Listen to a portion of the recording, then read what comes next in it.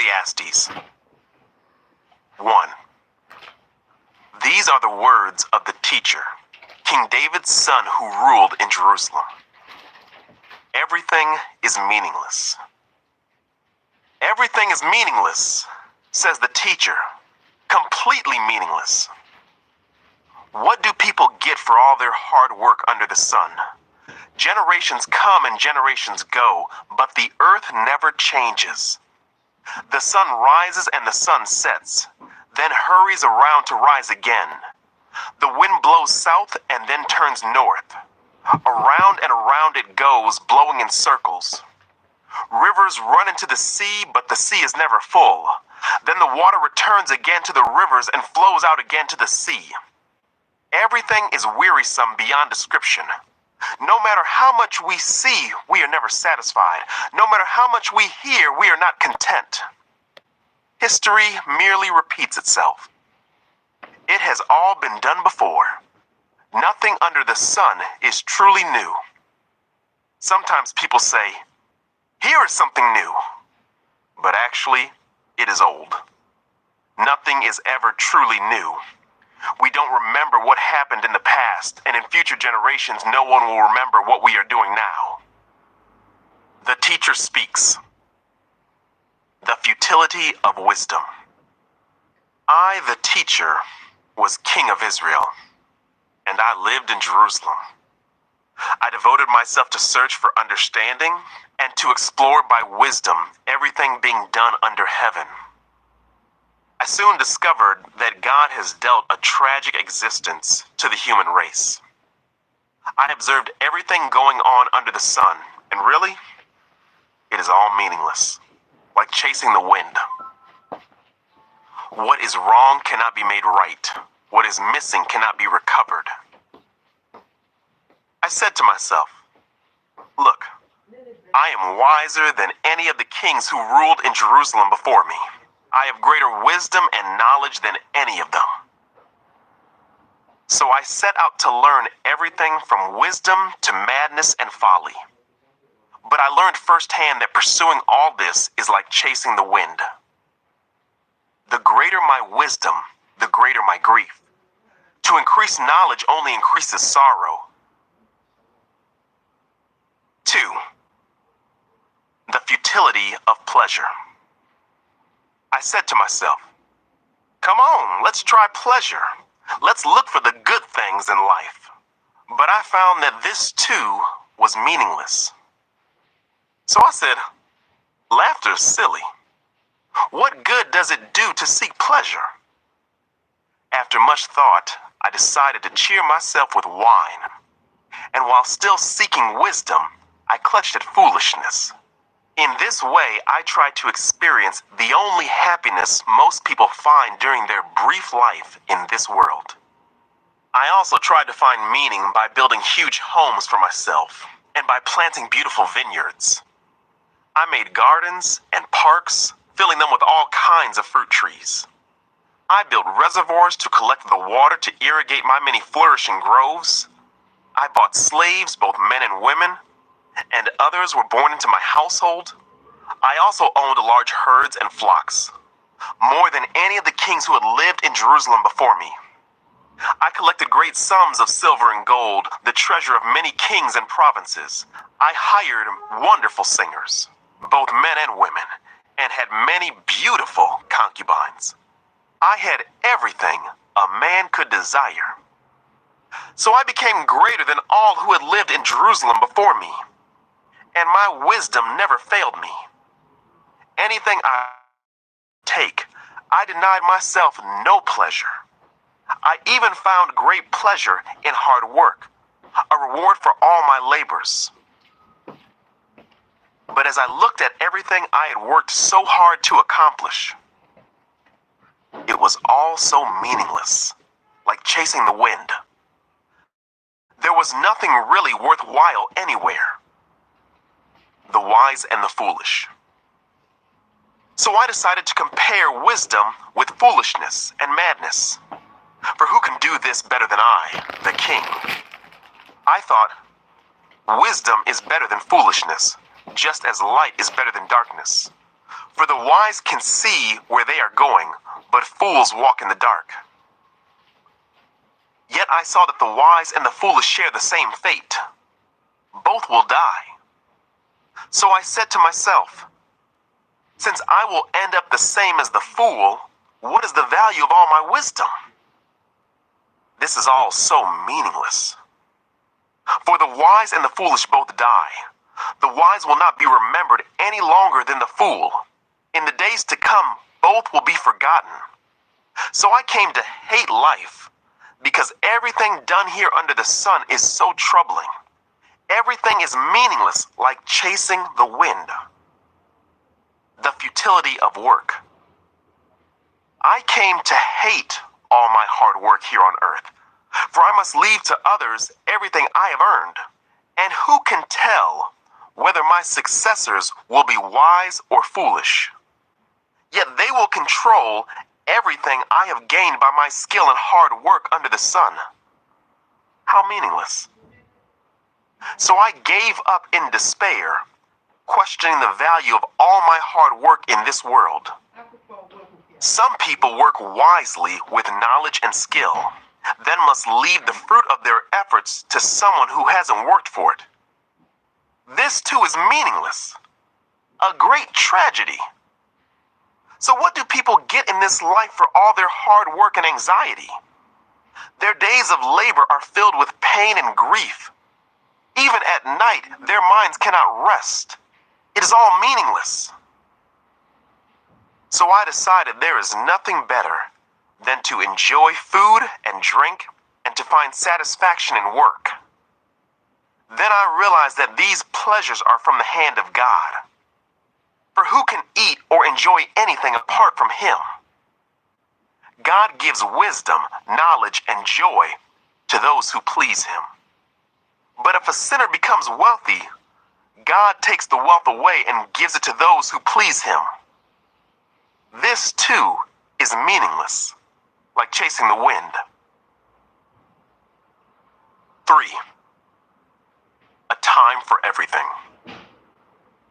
For everything there is a season, a time for every activity under heaven, a time to be born and a time to die, a time to plant and a time to harvest, a time to kill and a time to heal, a time to tear down and a time to build up, a time to cry and a time to laugh, a time to grieve and a time to dance, a time to scatter stones and a time to gather stones, a time to embrace and a time to turn away, a time to search and a time to quit searching, a time to keep and a time to throw away, a time to tear and a time to mend, a time to be quiet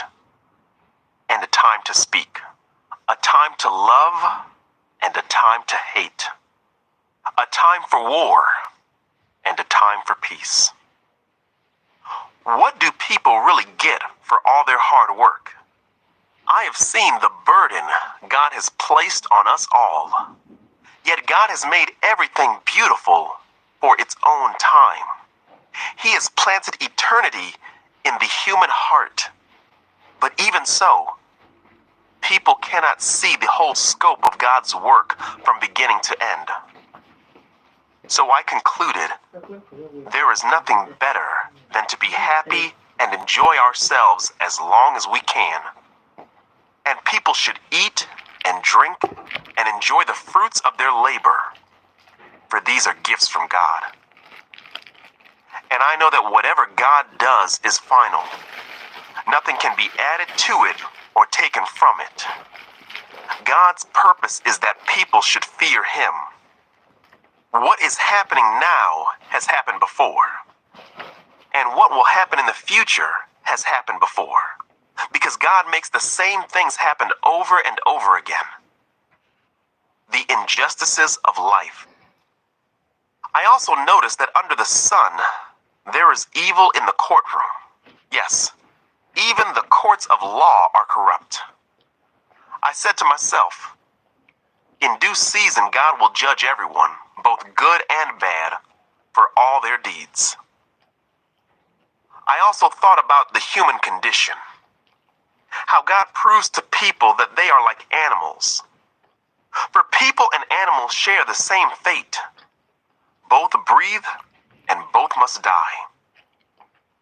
So people have no real advantage over the animals. How meaningless. Both go to the same place. They came from dust, and they return to dust. For who can prove that the human spirit goes up and the spirit of animals goes down into the earth? So I saw that there is nothing better for people than to be happy in their work. That is our lot in life, and no one can bring us back to see what happens after we die. 4. Again, I observed all the oppression that takes place under the sun. I saw the tears of the oppressed with no one to comfort them. The oppressors have great power, and their victims are helpless. So I concluded that the dead are better off than the living. But most fortunate of all are those who are not yet born, for they have not seen all the evil that is done under the sun. Then I observed that most people are motivated to success because they envy their neighbors. But this too is meaningless, like chasing the wind. Fools fold their idle hands, leading them to ruin. And yet, better to have one handful with quietness than two handfuls with hard work and chasing the wind. The advantages of companionship. I observed yet another example of something meaningless under the sun. This is the case of a man who is all alone, without a child or a brother, yet who works hard to gain as much wealth as he can. But then he asks himself, who am I working for? Why am I giving up so much pleasure now? It is all so meaningless and depressing. Two people are better off than one, for they can help each other succeed. If one person falls, the other can reach out and help. But someone who falls alone is in real trouble. Likewise, two people lying close together can keep each other warm. But how can one be warm alone? A person standing alone can be attacked and defeated. But two can stand back to back and conquer. Three are even better, for a triple-braided cord is not easily broken. The futility of political power. It is better to be a poor but wise youth than an old and foolish king who refuses all advice. Such a youth could rise from poverty and succeed. He might even become king, though he has been in prison. But then everyone rushes to the side of yet another youth who replaces him. Endless crowds stand around him, but then another generation grows up and rejects him too. So it is all meaningless, like chasing the wind. 5. Approaching God with care. As you enter the house of God, keep your ears open and your mouth shut. It is evil to make mindless offerings to God. Don't make rash promises and don't be hasty in bringing matters before God. After all, God is in heaven and you are here on earth, so let your words be few. Too much activity gives you restless dreams. Too many words make you a fool. When you make a promise to God, don't delay in following through, for God takes no pleasure in fools. Keep all the promises you make to Him. It is better to say nothing than to make a promise and not keep it. Don't let your mouth make you sin, and don't defend yourself by telling the temple messenger that the promise you made was a mistake. That would make God angry, and He might wipe out everything you have achieved. Talk is cheap. like daydreams and other useless activities. Fear God instead. The futility of wealth. Don't be surprised if you see a poor person being oppressed by the powerful, and if justice is being miscarried throughout the land. For every official is under orders from higher up, and matters of justice get lost in red tape and bureaucracy. Even the king milks the land for his own profit. Those who love money will never have enough. How meaningless to think that wealth brings true happiness. The more you have, the more people come to help you spend it. So what good is wealth? Except perhaps to watch it slip through your fingers. People who work hard sleep well, whether they eat little or much. But the rich seldom get a good night's sleep. There is another serious problem I have seen under the sun. Hoarding riches harms the saver. Money is put into risky investments that turn sour, and everything is lost. In the end, there is nothing left to pass on to one's children. We all come to the end of our lives as naked and empty-handed as on the day we were born. We can't take our riches with us. And this, too, is a very serious problem. People leave this world no better off than when they came. All their hard work is for nothing, like working for the wind. Throughout their lives, they live under a cloud, frustrated, discouraged, and angry. Even so, I have noticed one thing, at least that is good. It is good for people to eat, drink, and enjoy their work under the sun during the short life God has given them, and to accept their lot in life. And it is a good thing to receive wealth from God and the good health to enjoy it. To enjoy your work and accept your lot in life, this is indeed a gift from God. God keeps such people so busy enjoying life that they take no time to brood over the past. 6. There is another serious tragedy I have seen under the sun, and it weighs heavily on humanity. God gives some people great wealth and honor, and everything they could ever want. But then, He doesn't give them the chance to enjoy these things. They die, and someone else, even a stranger, ends up enjoying their wealth. This is meaningless, a sickening tragedy. A man might have 100 children and live to be very old.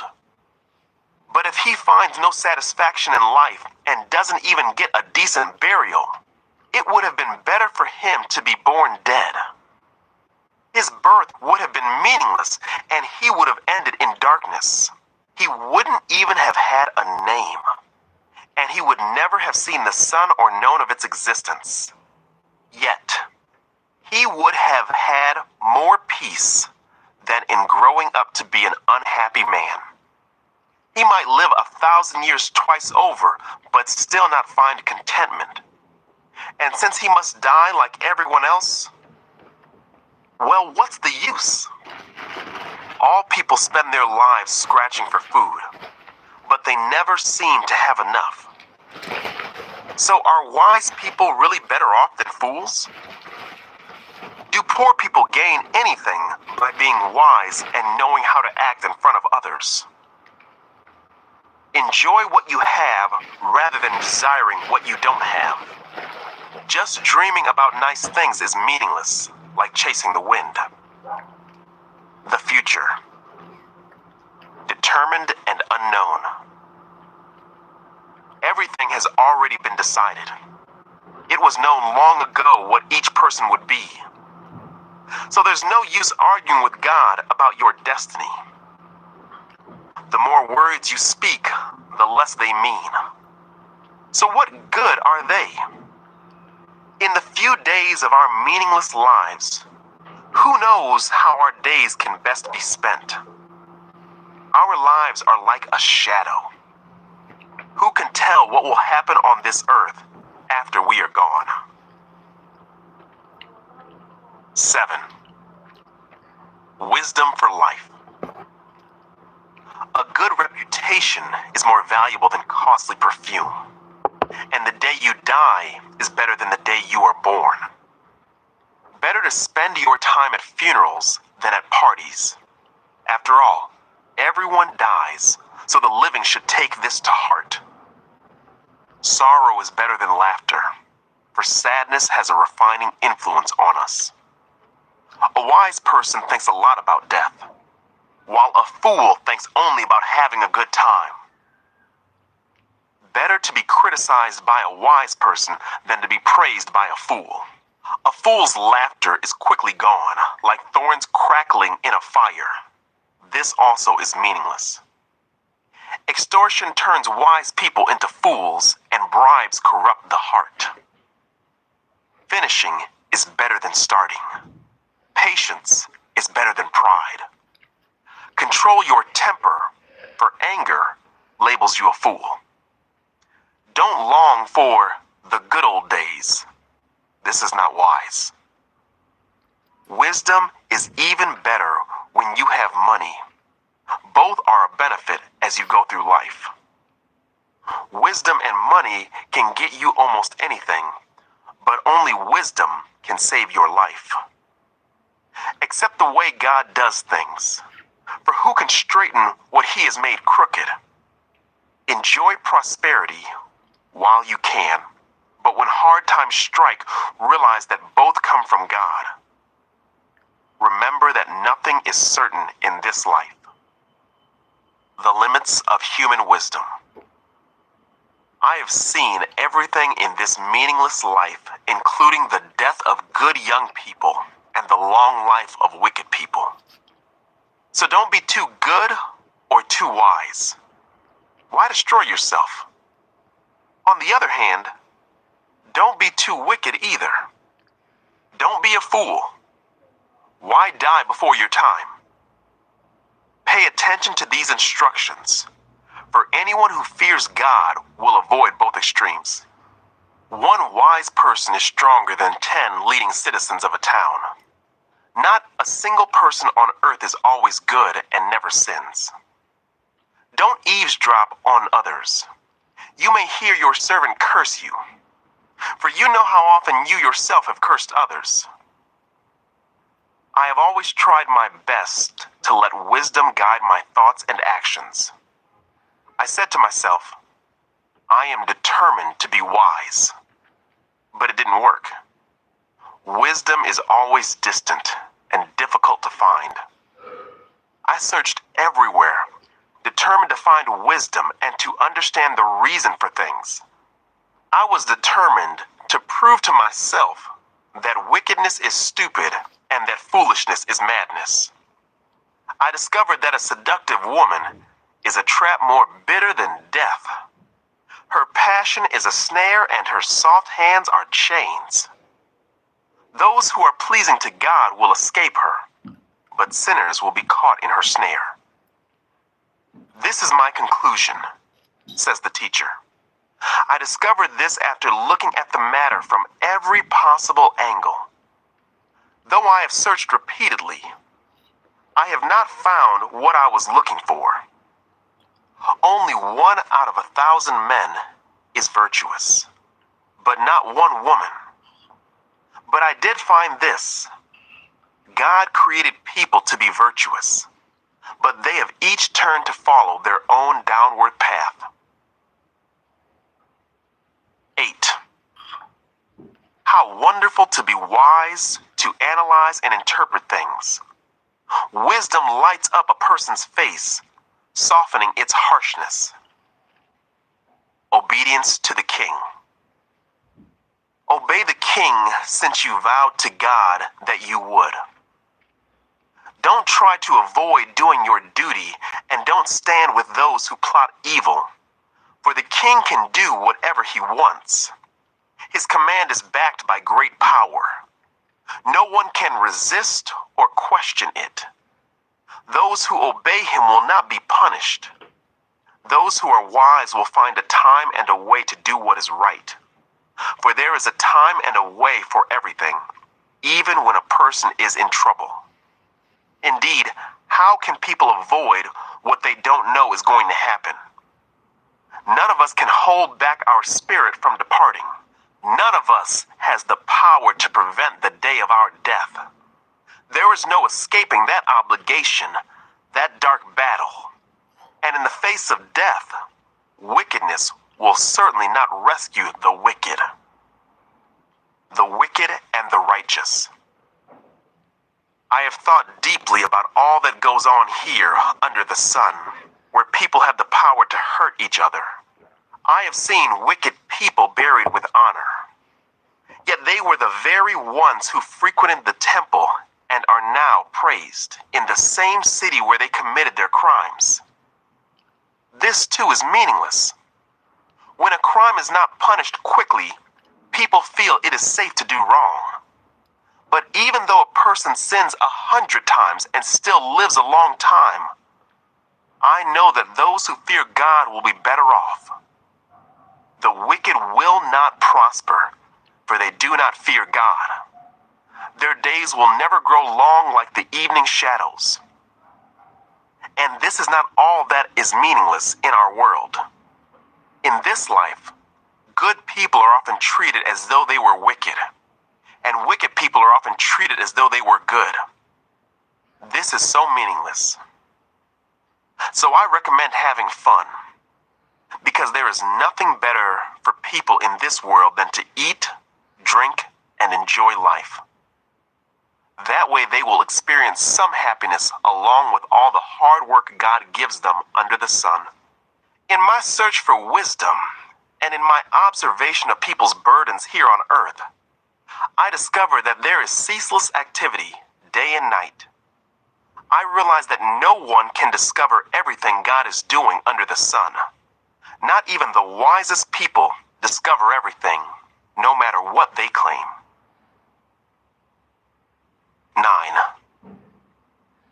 Death comes to all. This too I carefully explored. Even though the actions of godly and wise people are in God's hands, no one knows whether God will show them favor. The same destiny ultimately awaits everyone, whether righteous or wicked, good or bad, ceremonially clean or unclean, religious or irreligious. Good people receive the same treatment as sinners, and people who make promises to God are treated like people who don't. It seems so wrong that everyone under the sun suffers the same fate. Already twisted by evil, people choose their own mad course, for they have no hope. There is nothing ahead but death anyway. There is hope only for the living. As they say, it's better to be a live dog than a dead lion. The living at least know they will die, but the dead know nothing. They have no further reward, nor are they remembered. Whatever they did in their lifetime, loving, hating, envying, is all long gone. They no longer play a part in anything here on earth. So go ahead. Eat your food with joy and drink your wine with a happy heart, for God approves of this. Wear fine clothes with a splash of cologne. Live happily with the woman you love through all the meaningless days of life that God has given you under the sun. The wife God gives you is your reward for all your earthly toil. Whatever you do, do well. For when you go to the grave, there will be no work or planning or knowledge or wisdom. I have observed something else under the sun. The fastest runner doesn't always win the race, and the strongest warrior doesn't always win the battle. The wise sometimes go hungry, and the skillful are not necessarily wealthy, and those who are educated don't always lead successful lives. It is all decided by chance, by being in the right place at the right time. People can never predict when hard times might come. Like fish in a net or birds in a trap, people are caught by sudden tragedy. Thoughts on wisdom and folly. Here is another bit of wisdom that has impressed me as I have watched the way our world works. There was a small town with only a few people, and a great king came with his army and besieged it. A poor wise man knew how to save the town, and so it was rescued.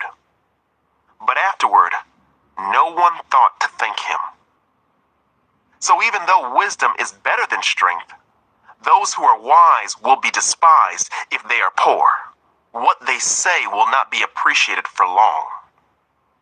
Better to hear the quiet words of a wise person than the shouts of a foolish king. Better to have wisdom than weapons of war. But one sinner can destroy much that is good. 10. As dead flies cause even a bottle of perfume to stink, so a little foolishness spoils great wisdom and honor. A wise person chooses the right road. A fool takes the wrong one. You can identify fools just by the way they walk down the street. If your boss is angry at you, don't quit. A quiet spirit can overcome even great mistakes. The ironies of life. There is another evil I have seen under the sun. Kings and rulers make a grave mistake when they give great authority to foolish people and low positions to people of proven worth. I have even seen servants riding horseback like princes, and princes walking like servants. When you dig a well, you might fall in. When you demolish an old wall, you could be bitten by a snake. When you work in a quarry, stones might fall and crush you. When you chop wood, there is danger with each stroke of your axe. Using a dull axe requires great strength, so sharpen the blade. That's the value of wisdom. It helps you succeed. If a snake bites before you charm it, what's the use of being a snake charmer? Wise words bring approval, but fools are destroyed by their own words. Fools base their thoughts on foolish assumptions, so their conclusions will be wicked madness. They chatter on and on. No one really knows what's going to happen. No one can predict the future. Fools are so exhausted by a little work that they can't even find their way home. What sorrow for the land ruled by a servant, the land whose leaders feast in the morning. Happy is the land whose king is a noble leader, and whose leaders feast at the proper time to gain strength for their work, not to get drunk. Laziness leads to a sagging roof. Idleness leads to a leaky house. A party gives laughter, wine gives happiness, and money gives everything. Never make light of the king even in your thoughts, and don't make fun of the powerful even in your own bedroom. For a little bird might deliver your message and tell them what you said. 11. The uncertainties of life. Send your grain across the seas, and in time profits will flow back to you. But divide your investments among many places, for you do not know what risks might lie ahead. When clouds are heavy, the rains come down. Whether a tree falls north or south, it stays where it falls. Farmers who wait for perfect weather never plant. If they watch every cloud, they never harvest. Just as you cannot understand the path of the wind or the mystery of a tiny baby growing in its mother's womb, so you cannot understand the activity of God who does all things. Plant your seed in the morning and keep busy all afternoon. For you don't know if profit will come from one activity or another, or maybe both. Advice for young and old. Light is sweet. How pleasant to see a new day dawning. When people live to be very old, let them rejoice in every day of life. But let them also remember there will be many dark days. Everything still to come is meaningless. Young people, it's wonderful to be young. Enjoy every minute of it. Do everything you want to do. Take it all in. But remember that you must give an account to God for everything you do. So refuse to worry and keep your body healthy.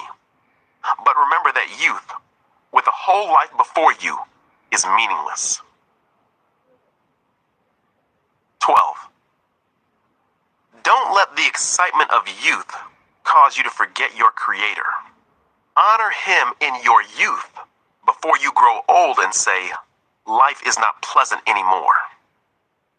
Remember Him before the light of the sun, moon, and stars is dim to your old eyes, and rain clouds continually darken your sky. Remember Him before your legs, the guards of your house, start to tremble, and before your shoulders, the strong men stoop.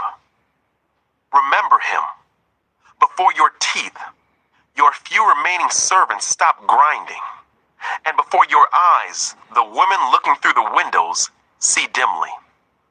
Remember Him before the door to life's opportunities is closed and the sound of work fades. Now you rise at the first chirping of the birds, but then all their sounds will grow faint. Remember Him before you become fearful of falling and worry about danger in the streets, before your hair turns white like an almond tree in bloom and you drag along without energy like a dying grasshopper and a caperberry no longer inspires sexual desire. Remember Him before you near the grave, your everlasting home when the mourners will weep at your funeral. Yes, remember your Creator now, while you are young, before the silver cord of life snaps and the golden bowl is broken.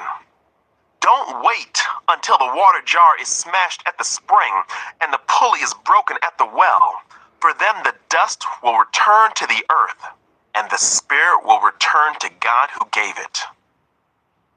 Concluding thoughts about the teacher. Everything is meaningless, says the teacher, completely meaningless. Keep this in mind. The teacher was considered wise, and he taught the people everything he knew. He listened carefully to many proverbs, studying and classifying them. The teacher sought to find just the right words to express truths clearly. The words of the wise are like cattle prods, painful but helpful. Their collected sayings are like a nail-studded stick with which a shepherd drives the sheep. But my child, let me give you some further advice. Be careful, for writing books is endless and much study wears you out. That's the whole story. Here now is my final conclusion. Fear God and obey His commands, for this is everyone's duty. God will judge us for everything we do, including every secret thing, whether good or bad.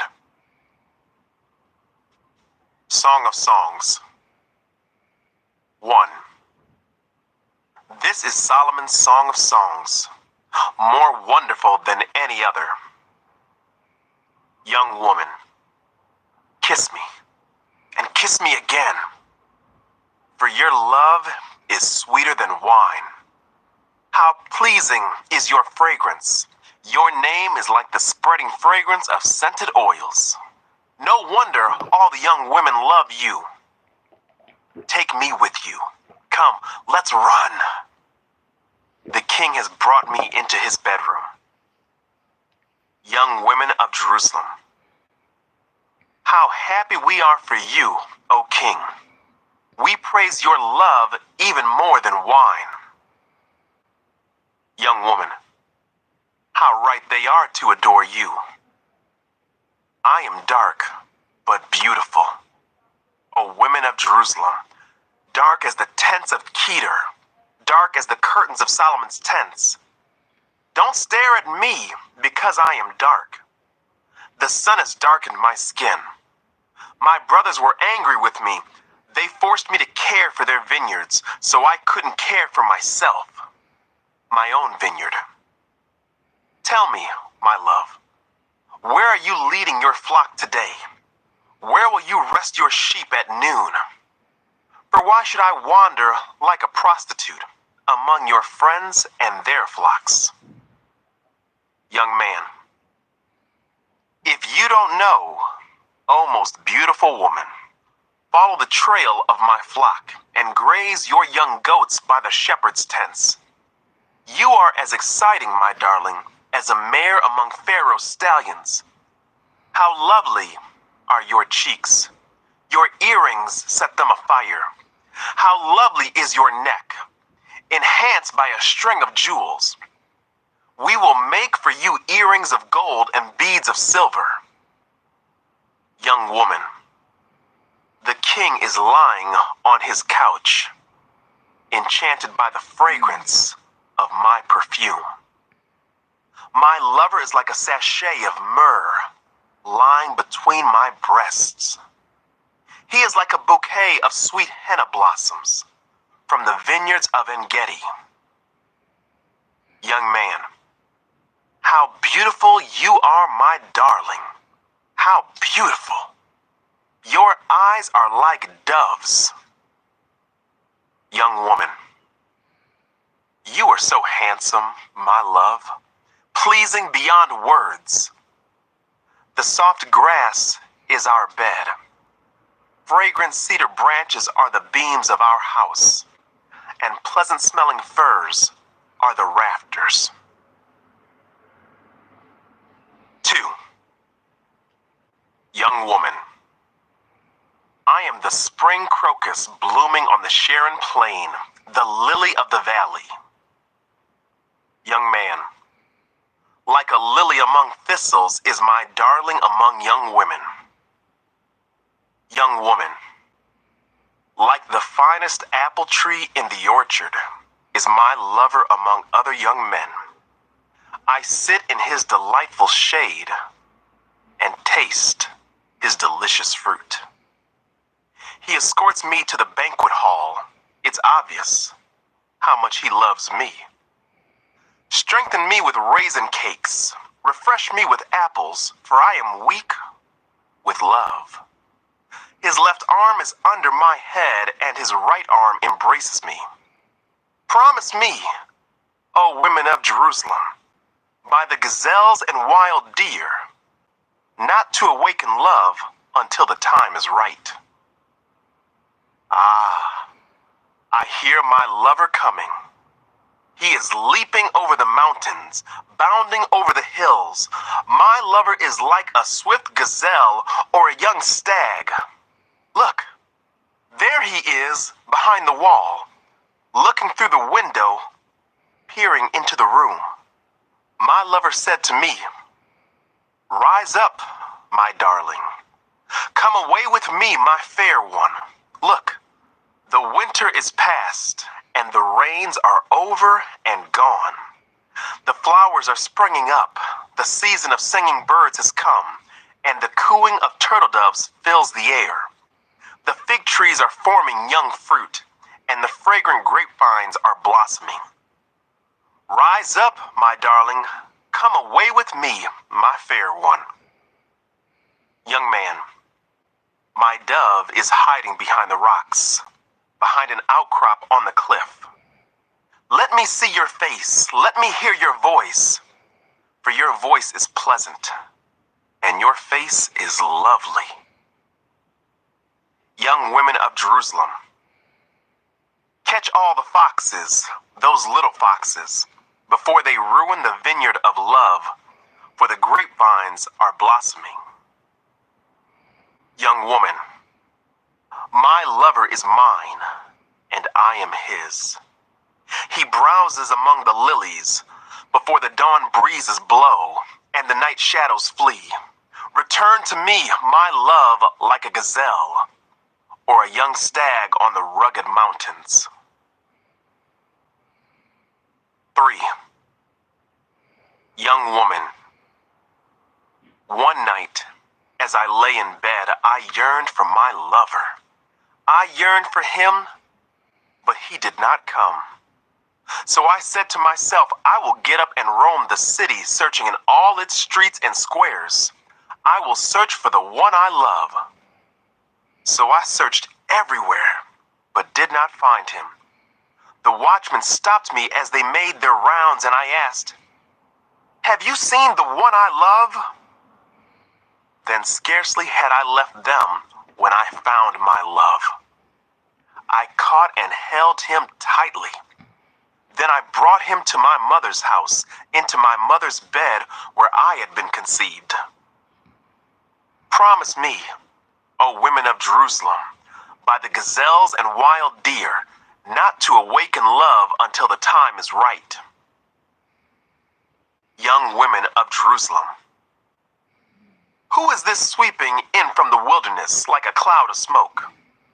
Who is it fragrant with myrrh and frankincense and every kind of spice? Look, it is Solomon's carriage, surrounded by 60 heroic men, the best of Israel's soldiers. They are all skilled swordsmen, experienced warriors. Each wears a sword on his thigh, ready to defend the king against an attack in the night. King Solomon's carriage is built of wood imported from Lebanon. Its posts are silver, its canopy gold, its cushions are purple. It was decorated with love by the young women of Jerusalem. Young woman, come out to see King Solomon, young women of Jerusalem. He wears the crown his mother gave him on his wedding day, his most joyous day. 4. Young man, you are beautiful, my darling. Beautiful beyond words. Your eyes are like doves behind your veil.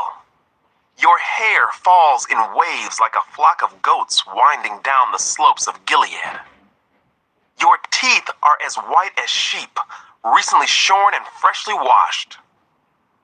Your smile is flawless, each tooth matched with its twin. Your lips are like scarlet ribbon.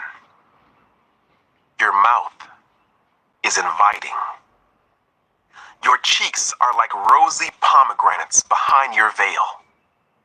Your neck is as beautiful as the Tower of David, jeweled with the shields of 1,000 heroes.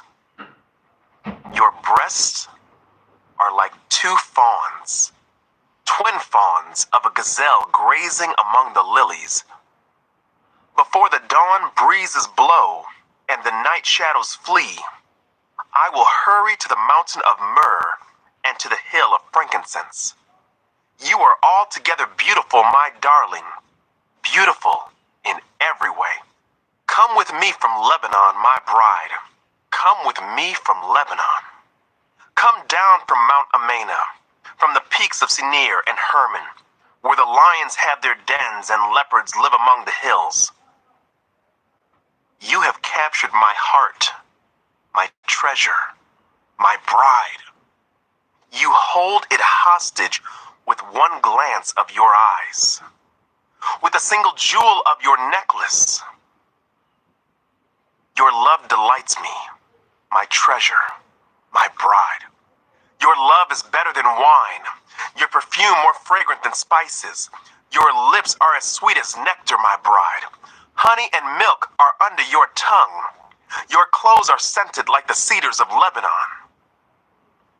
You are my private garden, my treasure, my bride. A secluded spring, a hidden fountain. Your thighs shelter a paradise of pomegranates with rare spices, henna with nard and saffron, fragrant calamus and cinnamon, with all the trees of frankincense, myrrh, and aloes, and every other lovely spice. You are a garden fountain, a well of fresh water streaming down from Lebanon's mountains. Young woman, awake north wind, rise up south wind, blow on my garden and spread its fragrance all around. Come into your garden, my love, taste its finest fruits. 5. Young man, I have entered my garden, my treasure, my bride. I gather myrrh with my spices and eat honeycomb with my honey. I drink wine with my milk. Young women of Jerusalem, O lover and beloved, eat and drink, yes, drink deeply of your love. Young woman, I slept, but my heart was awake when I heard my lover knocking and calling. Open to me, my treasure, my darling, my dove, my perfect one. My head is drenched with dew, my hair with the dampness of the night. But I responded, I have taken off my robe. Should I get dressed again? I have washed my feet. Should I get them soiled? My lover tried to unlatch the door, and my heart thrilled within me. I jumped up to open the door for my love, and my hands dripped with perfume. My fingers dripped with lovely myrrh as I pulled back the bolt. I opened to my lover, but he was gone. My heart sank. I searched for him, but could not find him anywhere. I called to him, but there was no reply. The night watchmen found me as they made their rounds. They beat and bruised me and stripped off my veil. Those watchmen on the walls. Make this promise, O women of Jerusalem. If you find my lover, tell him I am weak with love. Young women of Jerusalem, why is your lover better than all others, O woman of rare beauty? What makes your lover so special that we must promise this? Young woman, my lover is dark and dazzling, better than 10,000 others. His head is finest gold. His wavy hair is black as a raven. His eyes sparkle like doves beside springs of water. They are set like jewels washed in milk. His cheeks are like gardens of spices, giving off fragrance. His lips are like lilies, perfumed with myrrh. His arms are like rounded bars of gold, set with beryl. His body is like bright ivory, glowing with lapis lazuli. His legs are like marble pillars set in sockets of finest gold. His posture is stately, like the noble cedars of Lebanon. His mouth is sweetness itself. He is desirable in every way. Such, O women of Jerusalem, is my lover, my friend. 6.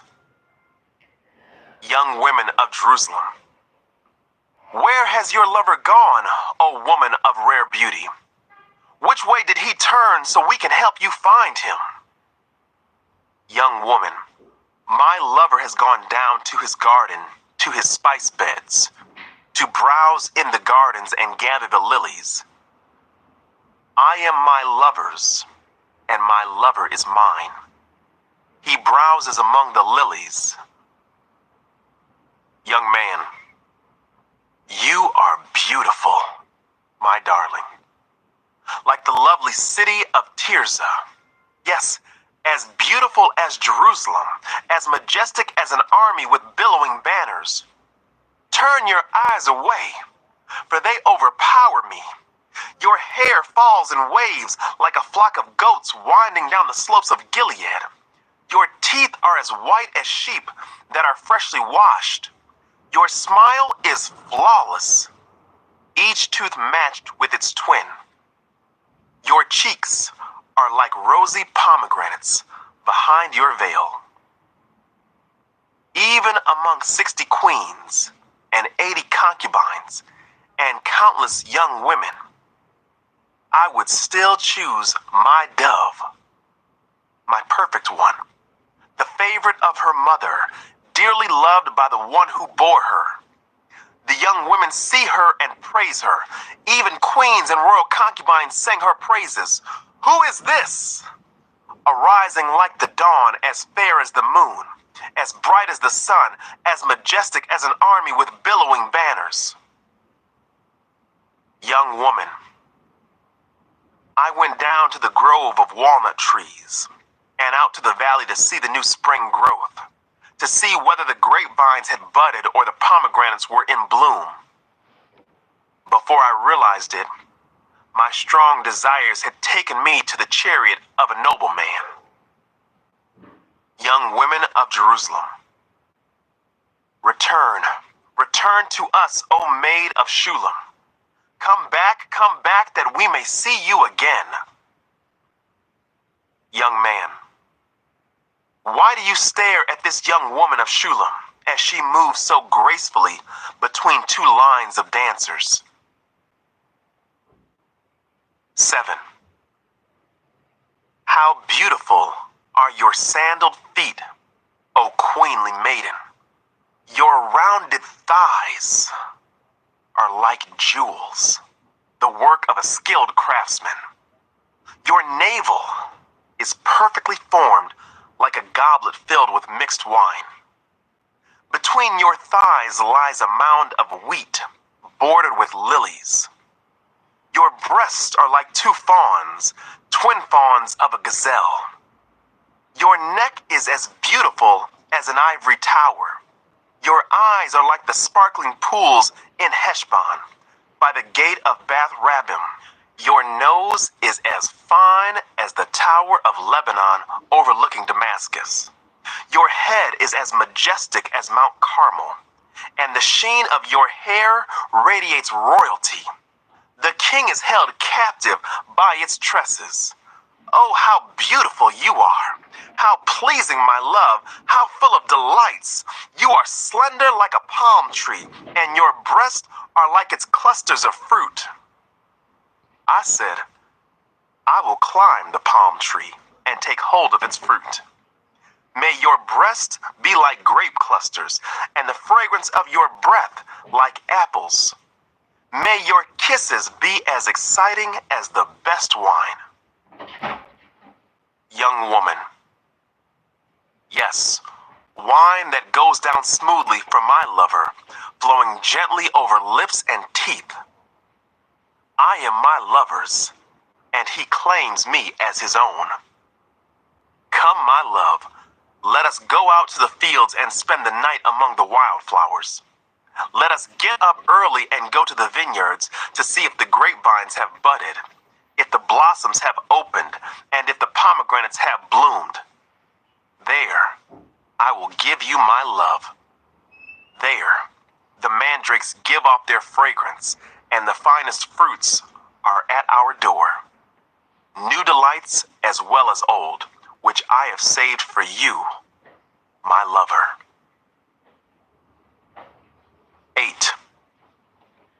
Young woman, oh, I wish you were my brother who nursed at my mother's breast. Then I could kiss you no matter who was watching, and no one would criticize me. I would bring you to my childhood home, and there you would teach me. I would give you spiced wine to drink, my sweet pomegranate wine. Your left arm would be under my head, and your right arm would embrace me. Promise me, O women of Jerusalem, not to awaken love until the time is right. Young women of Jerusalem, who is this sweeping in from the desert, leaning on her lover? Young woman, I arouse housed you under the apple tree, where your mother gave you birth, where in great pain she delivered you. Place me like a seal over your heart, like a seal on your arm. For love is as strong as death, its jealousy as enduring as the grave. Love flashes like fire, the brightest kind of flame. Many waters cannot quench love, nor can rivers drown it. If a man tried to buy love with all his wealth, his offer would be utterly scorned. The young woman's brothers. We have a little sister, too young to have breast. What will we do for our sister if someone asks to marry her? If she is a virgin like a wall, we will protect her with a silver tower. But if she is promiscuous like a swinging door, we will block her door with a cedar bar. Young woman, I was a virgin like a wall. Now my breasts are like towers. When my lover looks at me, he is delighted with what he sees. Solomon has a vineyard at Belhaman, which he leases out to tenant farmers. Each of them pays 1,000 pieces of silver for harvesting its fruit. But my vineyard is mine to give, and Solomon need not pay 1,000 pieces of silver. But I will give 200 pieces to those who care for its vines. Young man, oh my darling, lingering in the gardens, your companions are fortunate to hear your voice. Let me hear it too. Young woman, come away, my love. Be like a gazelle or a young stag on the mountains of spices. Isaiah 1. These are the visions that Isaiah, son of Amos, saw concerning Judah and Jerusalem. He saw these visions during the years when Uzziah, Jotham, Ahaz, and Hezekiah were kings of Judah. A message for rebellious Judah. Listen, O heavens. Pay attention, earth. This is what the Lord says. The children I raised and cared for have rebelled against me. Even an ox knows its owner, and a donkey recognizes its master's care. But Israel doesn't know its master. My people don't recognize my care for them. Oh, what a sinful nation they are, loaded down with the burden of guilt. They are evil people, corrupt children, who have rejected the Lord. They have despised the Holy One of Israel and turned their backs on him. Why do you continue to invite punishment? Must you rebel forever? Your head is injured and your heart is sick. You are battered from head to foot, covered with bruises, welts, and infected wounds, without any soothing ointments or bandages. Your country lies in ruins, and your towns are burned. Foreigners plunder your fields before your eyes and destroy everything they see. Beautiful Jerusalem stands abandoned, like a watchman's shelter in a vineyard, like a lean-to in a cucumber field after the harvest, like a helpless city under siege. If the Lord of heaven's armies had not spared a few of us, we would have been wiped out like Sodom, destroyed like Gomorrah. Listen to the Lord, you leaders of Sodom. Listen to the law of our God, people of Gomorrah. What makes you think I want all your sacrifices, says the Lord? I am sick of your burnt offerings of rams and the fat of fattened cattle. I get no pleasure from the blood of bulls and lambs and goats. When you come to worship me, who asked you to pray through my courts with all your ceremony? Stop bringing me your meaningless gifts. The incense of your offerings disgust me. As for your celebrations of the new moon and the Sabbath, and your special days for fasting, they are all sinful and false. I want no more of your pious meetings. I hate your new moon celebrations and your annual festivals. They are a burden to me. I cannot stand them. When you lift up your hands in prayer, I will not look. Though you offer many prayers, I will not listen, for your hands are covered with the blood of innocent victims. Wash yourselves and be clean. Get your sins out of my sight. Give up your evil ways. Learn to do good. Seek justice. Help the oppressed. Defend the cause of orphans. Fight for the rights of widows. Come now, let's settle this, says the Lord. Though your sins are like scarlet, I will make them as white as snow. Though they are red like crimson, I will make them as white as wool. If you will only obey me, you will have plenty to eat. But if you turn away and refuse to listen, you will be devoured by the sword of your enemies.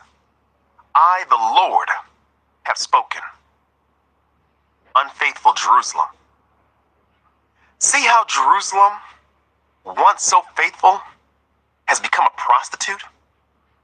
Once the home of justice and righteousness, she is now filled with murderers. Once like pure silver, you have become like worthless slag. Once so pure, you are now like watered down wine.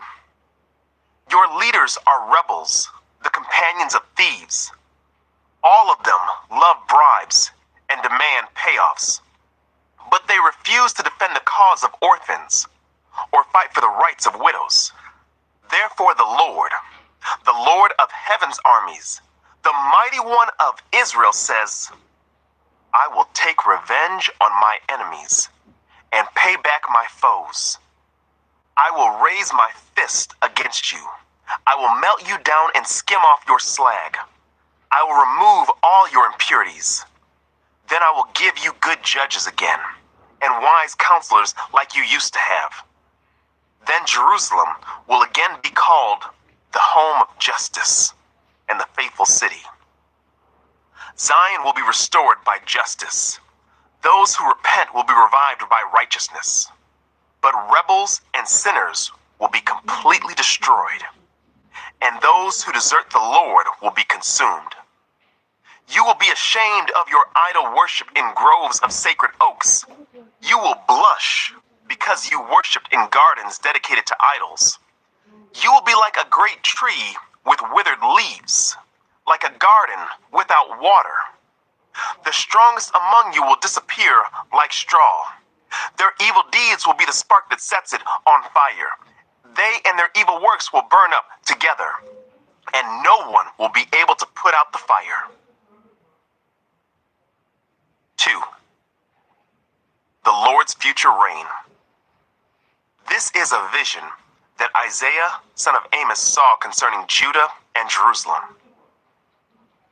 In the last days, the mountain of the Lord's house will be the highest of all, the most important place on earth. It will be raised above the other hills, and people from all over the world will stream there to worship. People from many nations will come and say, Come, let us go up to the mountain of the Lord, to the house of Jacob's God. There, he will teach us his ways, and we will walk in his paths. For the Lord's teaching will go out from Zion. His word will go out from Jerusalem. The Lord will mediate between nations and will settle international disputes. They will hammer their swords into plowshares and their spears into pruning hooks. Nation will no longer fight against nation, nor train for war anymore. A warning of judgment. Come, descendants of Jacob. Let us walk in the light of the Lord. For the Lord has rejected his people, the descendants of Jacob, because they have filled their land with practices from the east, and with sorcerers, as the Philistines do. They have made alliances with pagans. Israel is full of silver and gold. There is no end to its treasures. Their land is full of war horses. There is no end to its chariots. Their land is full of idols. The people worship things they have made with their own hands. So now they will be humbled, and all will be brought low. Do not forgive them. Crawl into caves in the rocks. Hide in the dust from the terror of the Lord and the glory of his majesty. Human pride will be brought down, and human arrogance will be humbled. Only the Lord will be exalted on that day of judgment. For the Lord of heaven's armies has a day of reckoning. He will punish the proud and mighty and bring down everything that is exalted. He will cut down the tall cedars of Lebanon and all the mighty oaks of Bashan. He will level all the high mountains and all the lofty hills. He will break down every high tower and every fortified wall. He will destroy all the great trading ships and every magnificent vessel. Human pride will be humbled, and human arrogance will be brought down. Only the Lord will be exalted on that day of judgment. Idols will completely disappear when the Lord rises to shake the earth. His enemies will crawl into holes in the ground. They will hide in caves in the rocks from the terror of the Lord and the glory of his majesty.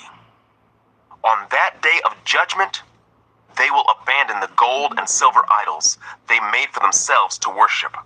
They will leave their gods to the rodents and bats while they crawl away into caverns and hide among the jagged rocks in the cliffs.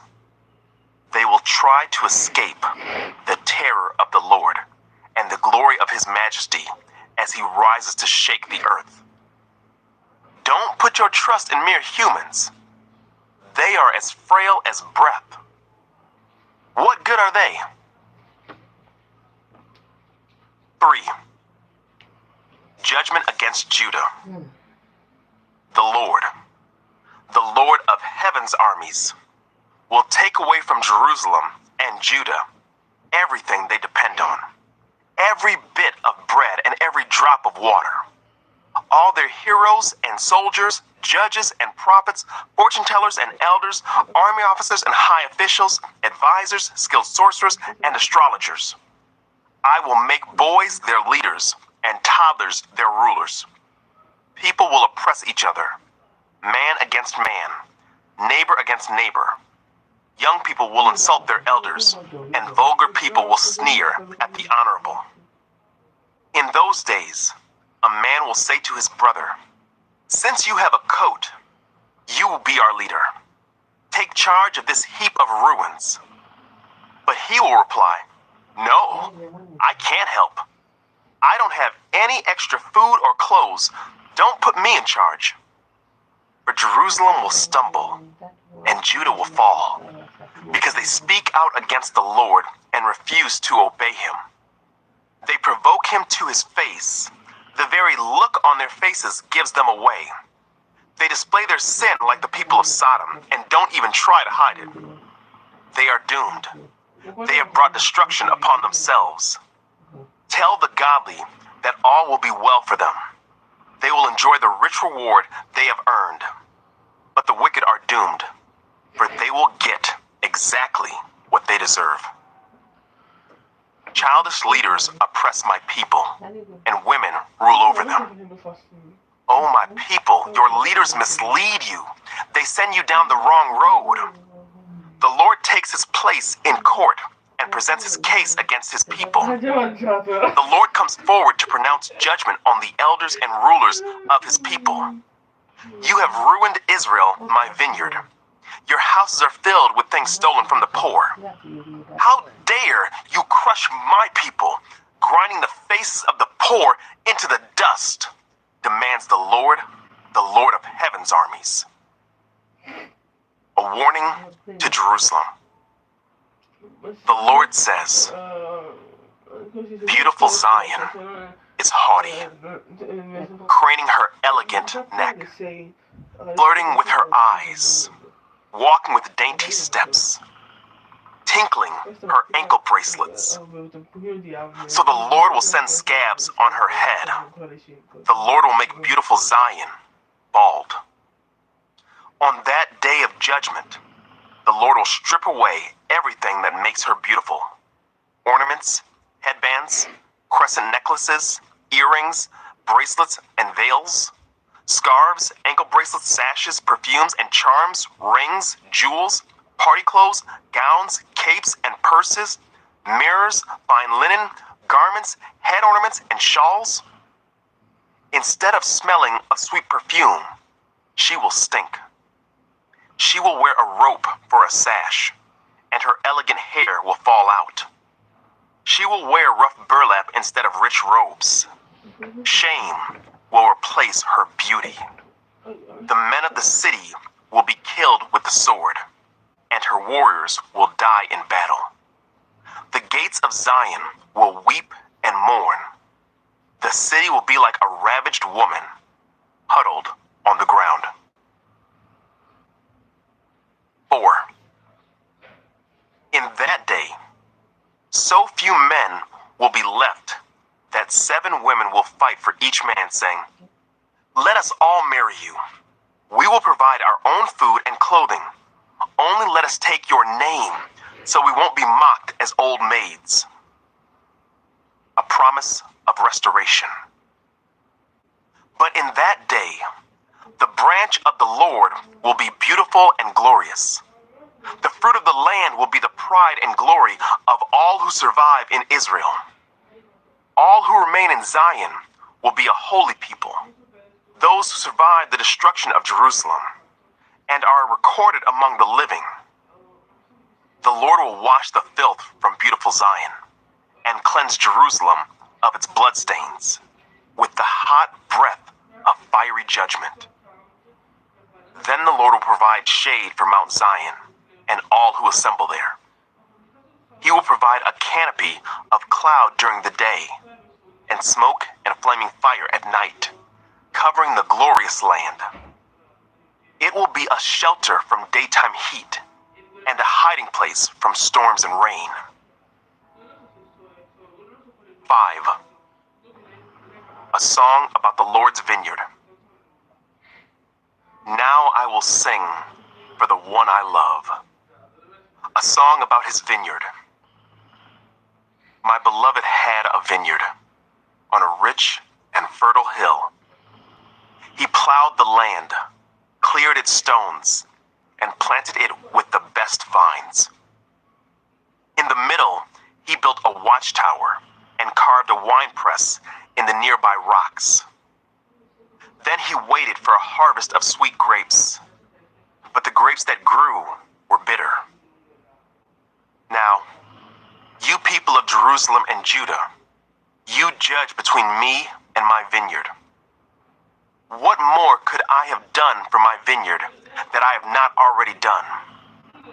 When I expected sweet grapes, why did my vineyard give me bitter grapes? Now let me tell you what I will do to my vineyard. I will tear down its hedges and let it be destroyed. I will break down its walls and let the animals trample it. I will make it a wild place where the vines are not pruned and the ground is not hoed, a place overgrown with briars and thorns. I will command the clouds to drop no rain on it.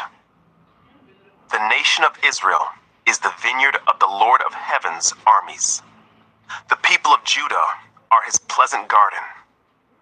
He expected a crop of justice, but instead he found oppression. He expected to find righteousness, but instead he heard cries of violence. Judah's guilt and judgment. What sorrow for you who buy up house after house and field after field until everyone is evicted and you live alone in the land. But I have heard the Lord of heaven's armies swear a solemn oath. Many houses will stand deserted. Even beautiful mansions will be empty. 10 acres of vineyard will not produce even 6 gallons of wine. 10 baskets of seed will yield only one basket of grain. What sorrow for those who get up early in the morning looking for a drink of alcohol and spend long evenings drinking wine to make themselves flaming drunk. They furnish wine and lovely music at their grand parties, lyre and harp, tambourine and flute, but they never think about the Lord or notice what He is doing. So my people will go into exile far away because they do not know me.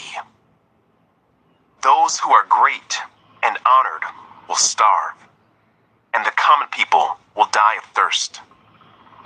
The grave is licking its lips in anticipation, opening its mouth wide. The great and the lowly and all the drunken mob will be swallowed up. Humanity will be destroyed and people brought down. Even the arrogant will lower their eyes in humiliation. But the Lord of heaven's armies will be exalted by His justice. The holiness of God will be displayed by His righteousness. In that day, lambs will find good pastures, and fattened sheep and young goats will feed among the ruins. What sorrow for those who drag their sins behind them with ropes made of lies, who drag wickedness behind them like a cart. They even mock God and say, "Hurry up and do something. We want to see what you can do. Let the Holy One of Israel carry out His plan, for we want to know what it is." What sorrow for those who say that evil is good and good is evil, that dark is light and light is dark, that bitter is sweet and sweet is bitter. What sorrow for those who are wise in their own eyes and think themselves so clever. What sorrow for those who are heroes at drinking wine and boast about all the alcohol they can hold. They take bribes to let the wicked go free, and they punish the innocent. Therefore, just as fire licks up stubble and dry grass shrivels in the flame, so their roots will rot and their flowers wither. For they have rejected the law of the Lord of heaven's armies. They have despised the word of the Holy One of Israel. That is why the Lord's anger burns against His people, and why He has raised His fist to crush them. The mountains tremble, and the corpses of His people litter the streets like garbage. But even then, the Lord's anger is not satisfied. His fist is still poised to strike. He will send a signal to distant nations far away, and whistle to those at the ends of the earth. They will come racing toward Jerusalem. They will not get tired or stumble. They will not stop for rest or sleep. Not a belt will be loose, not a sandal strap broken. Their arrows will be sharp, and their bows ready for battle. Sparks will fly from their horses' hooves, and the wheels of their chariots will spin like a whirlwind.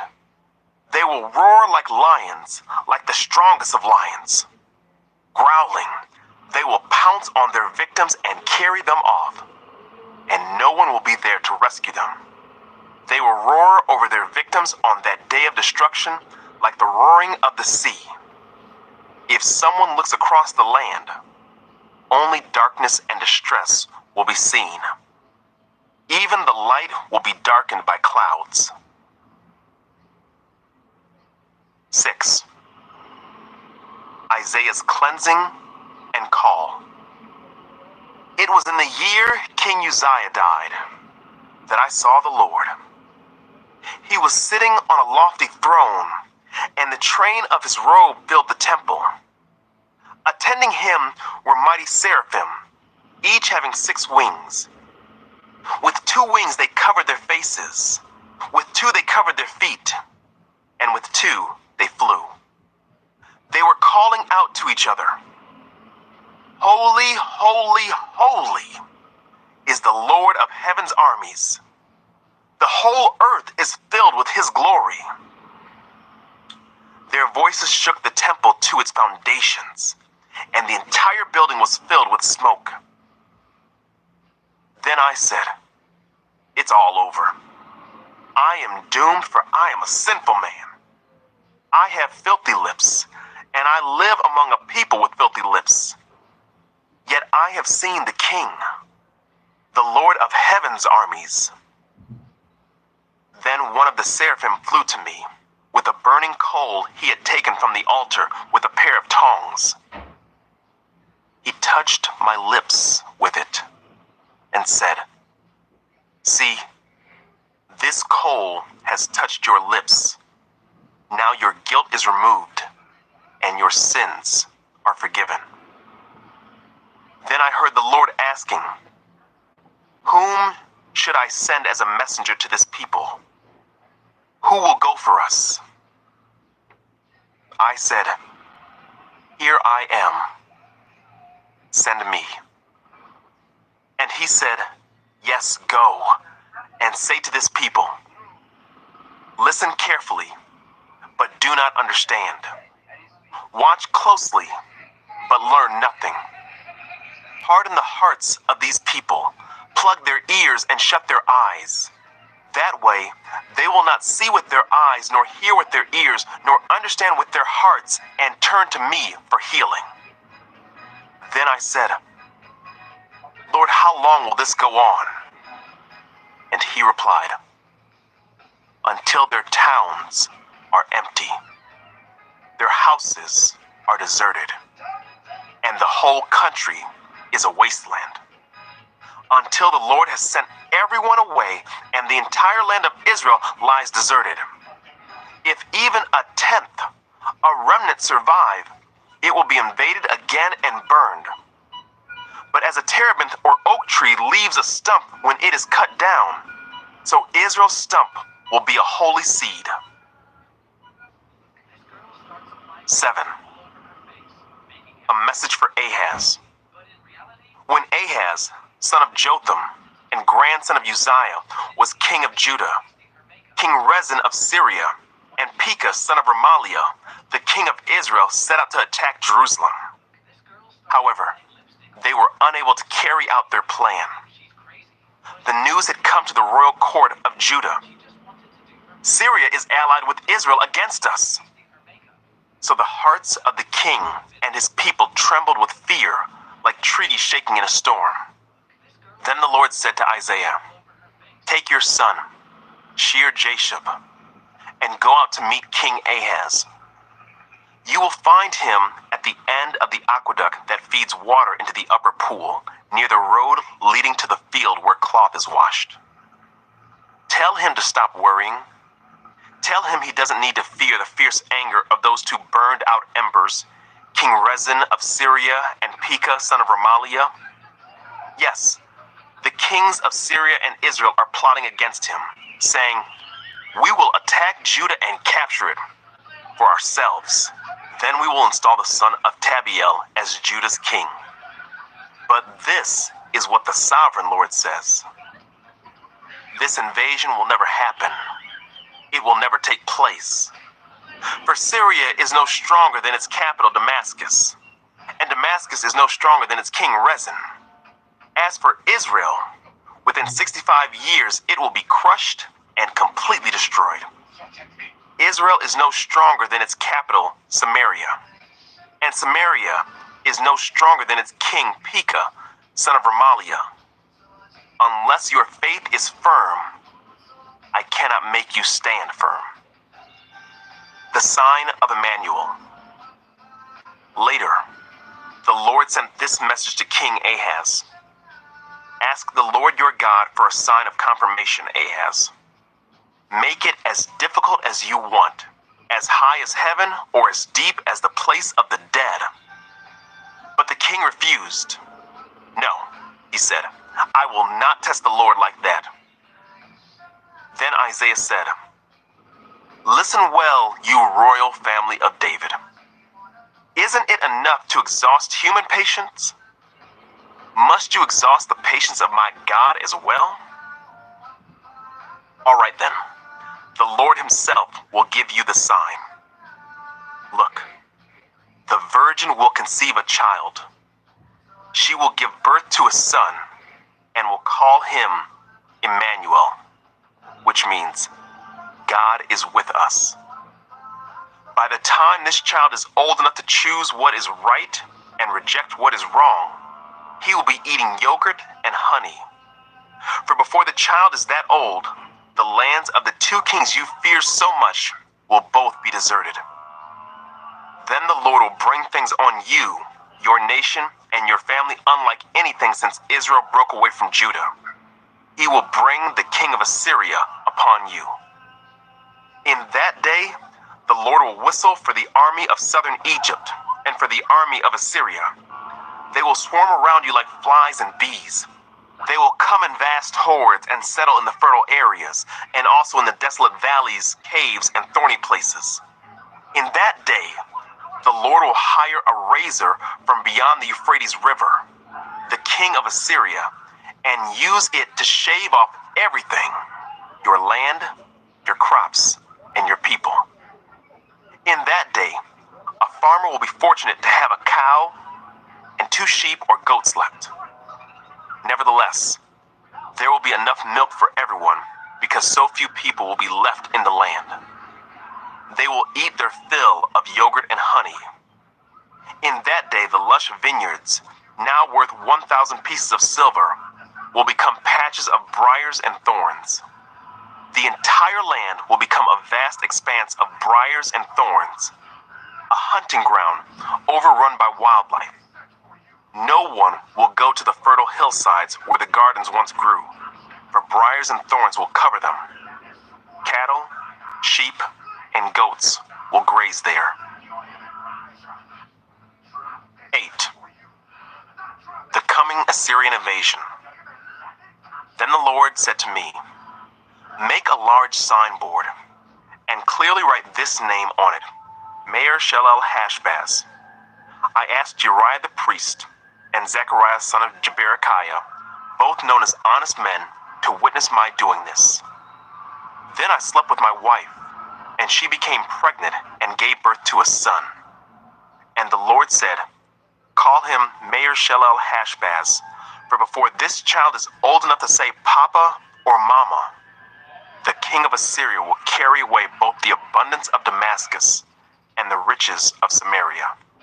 Then the Lord spoke to me again and said, "My care for the people of Judah is like the gently flowing waters of Shiloah, but they have rejected it. They are rejoicing over what will happen to King Rezin and King Pekah. Therefore the Lord will overwhelm them with a mighty flood from the Euphrates River, the king of Assyria and all his glory. This flood will overflow all its channels and sweep into Judah until it is chin deep. It will spread its wings, submerging your land from one end to the other, O Emmanuel. Huddle together, you nations, and be terrified. Listen, all you distant lands. Prepare for battle, but you will be crushed. Yes, prepare for battle, but you will be crushed. Call your councils of war, but they will be worthless. Develop your strategies, but they will not succeed, for God is with us. A call to trust the Lord. The Lord has given me a strong warning not to think like everyone else does. He said, "Don't call everything a conspiracy like they do, and don't live in dread of what frightens them. Make the Lord of heaven's armies holy in your life. He is the one you should fear. He is the one who should make you tremble. He will keep you safe. But to Israel and Judah, he will be a stone that makes people stumble, a rock that makes them fall. And for the people of Jerusalem, he will be a trap and a snare. Many will stumble and fall, never to rise again. They will be snared and captured. Preserve the teaching of God. Entrust his instructions to those who follow me. I will wait for the Lord, who has turned away from the descendants of Jacob. I will put my hope in him. I and the children the Lord has given me serve as signs and warnings to Israel from the Lord of heaven's armies, who dwells in his temple on Mount Zion. Someone may say to you, let's ask the mediums and those who consult the spirits of the dead. With their whisperings and mutterings, they will tell us what to do. But shouldn't people ask God for guidance? Should the living seek guidance from the dead? Look to God's instructions and teachings. People who contradict His word are completely in the dark. They will go from one place to another, weary and hungry. And because they are hungry, they will rage and curse their king and their God. They will look up to heaven and down at the earth, but wherever they look, there will be trouble and anguish and dark despair. They will be thrown out into the darkness. 9. Hope in the Messiah. Nevertheless, that time of darkness and despair will not go on forever. The land of Zebulun and Naphtali will be humbled, but there will be a time in the future when Galilee of the Gentiles, which lies along the road that runs between the Jordan and the sea, will be filled with glory. The people who walk in darkness will see a great light. For those who live in a land of deep darkness, a light will shine. You will enlarge the nation of Israel, and its people will rejoice. They will rejoice before you as people rejoice at the harvest, and like warriors dividing the plunder. For you will break the yoke of their slavery and lift the heavy burden from their shoulders. You will break the oppressor's rod, just as you did when you destroyed the army of Midian.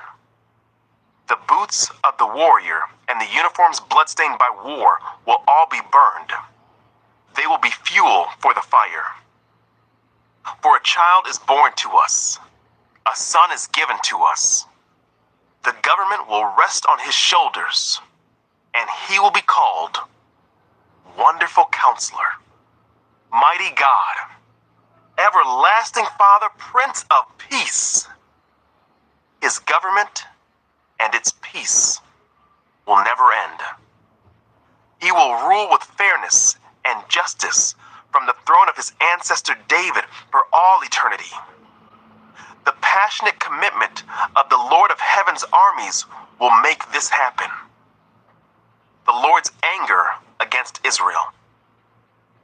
The Lord has spoken out against Jacob. His judgment has fallen upon Israel. And the people of Israel and Samaria who spoke with such pride and arrogance will soon know it. They said, "We will replace the broken bricks of our ruins with finished stones and replant the felled sycamore fig trees with cedars." But the Lord will bring Rezin's enemies against Israel and stir up all their foes. The Syrians from the east and the Philistines from the west will bear their fangs and devour Israel. But even then, the Lord's anger will not be satisfied. His fist is still poised to strike. For after all this punishment, the people will still not repent. They will not seek the Lord of Heaven's armies. Therefore, in a single day, the Lord will destroy both the head and the tail, the noble palm branch and the lowly reed. The leaders of Israel are the head, and the lying prophets are the tail. For the leaders of the people have misled them. They have led them down the path of destruction. That is why the Lord takes no pleasure in the young men, and shows no mercy even to the widows and orphans. For they are all wicked hypocrites, and they all speak foolishness. But even then, the Lord's anger will not be satisfied. His fist is still poised to strike. This wickedness is like a brush fire. It burns not only briars and thorns, but also sets the forest ablaze. Its burning sends up clouds of smoke. The land will be blackened by the fury of the Lord of Heaven's armies. The people will be fuel for the fire, and no one will spare even his own brother. They will attack their neighbor on the right, but will still be hungry. They will devour their neighbor on the left, but will not be satisfied. In the end, they will even eat their own children. Manasseh will feed on Ephraim. Ephraim will feed on Manasseh, and both will devour Judah. But even then, The Lord's anger will not be satisfied. His fist is still poised to strike. 10. What sorrow awaits the unjust judges and those who issue unfair laws. They deprive the poor of justice and deny the rights of the needy among my people. They prey on widows and take advantage of orphans. What will you do when I punish you? When I send disaster upon you from a distant land? To whom will you turn for help? Where will your treasures be safe? You will stumble along as prisoners or lie among the dead. But even then, the Lord's anger will not be satisfied. His fist is still poised to strike. Judgment against Assyria. What sorrow awaits Assyria, the rod of my anger. I use it as a club to express my anger. I am sending Assyria against a godless nation, against the people with whom I am angry. Assyria will plunder them, trampling them like dirt beneath its feet. But the king of Assyria will not understand that he is my tool. His mind does not work that way. His plan is simply to destroy, to cut down nation after nation. He will say, each of my princes will soon be a king. We destroyed Calno just as we did Carchemish. Hamath fell before us as Arpad did. And we destroyed Samaria just as we did Damascus. Yes, we have finished off many a kingdom whose gods were greater than those in Jerusalem and Samaria. So we will defeat Jerusalem and her gods, just as we destroyed Samaria with hers. After the Lord has used the king of Assyria to accomplish his purposes on Mount Zion and in Jerusalem, he will turn against the king of Assyria and punish him, for he is proud and arrogant. He boasts, by my own powerful arm I have done this. With my own shrewd wisdom I planned it. I have broken down the defenses of nations and carried off their treasures. I have knocked down their kings like a bull. I have robbed their nest of riches and gathered up kingdoms as a farmer gathers eggs. No one can even flap a wing against me or utter a peep of protest. But can the axe boast greater power than the person who uses it? Is the saw greater than the person who saws? Can a rod strike unless a hand moves it? Can a wooden cane walk by itself? Therefore the Lord of heaven's armies, will send a plague among Assyria's proud troops, and a flaming fire will consume its glory. The Lord, the light of Israel, will be a fire. The Holy One will be a flame. He will devour the thorns and briars with fire, burning up the enemy in a single night. The Lord will consume Assyria's glory, like a fire consumes a forest in a fruitful land. It will waste away like sick people in a plague. Of all that glorious forest, only a few trees will survive. So few that a child could count them. Hope for the Lord's people. In that day, the remnant left in Israel, the survivors in the house of Jacob, will no longer depend on allies who seek to destroy them, but they will faithfully trust the Lord, the Holy One of Israel. A remnant will return. Yes, the remnant of Jacob will return to the mighty God. But though the people of Israel are as numerous as the sand of the seashore, only a remnant of them will return. The Lord has rightly decided to destroy his people. Yes, the Lord of heaven's armies, has already decided to destroy the entire land. So this is what the Lord of heaven's armies says. O my people in Zion, do not be afraid of the Assyrians when they oppress you with rod and club as the Egyptians did long ago. In a little while, my anger against you will end, and then my anger will rise up to destroy them. The Lord of heaven's armies will lash them with his whip, as he did when Gideon triumphed over the Midianites at the rock of Oreb, or when the Lord's staff was raised to drown the Egyptian army in the sea. In that day, the Lord will end the bondage of his people. He will break the yoke of slavery and lift it from their shoulders. Look, the Assyrians are now at Ayath. They are passing through Migron and are storing their equipment at Michmash. They are crossing the pass and are camping at Geba. Fear strikes the town of Ramah. All the people of Gibeah, the hometown of Saul, are running for their lives. Scream in terror, you people of Gallim. Shout a warning to Laishah, O poor Anathoth. There go the people of Madmenah, all fleeing. The citizens of Gebim are trying to hide.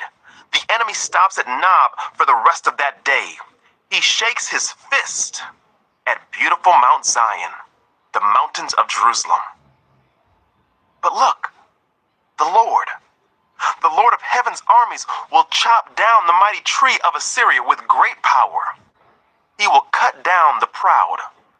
That lofty tree will be brought down. He will cut down the forest trees with an axe. Lebanon will fall to the mighty one.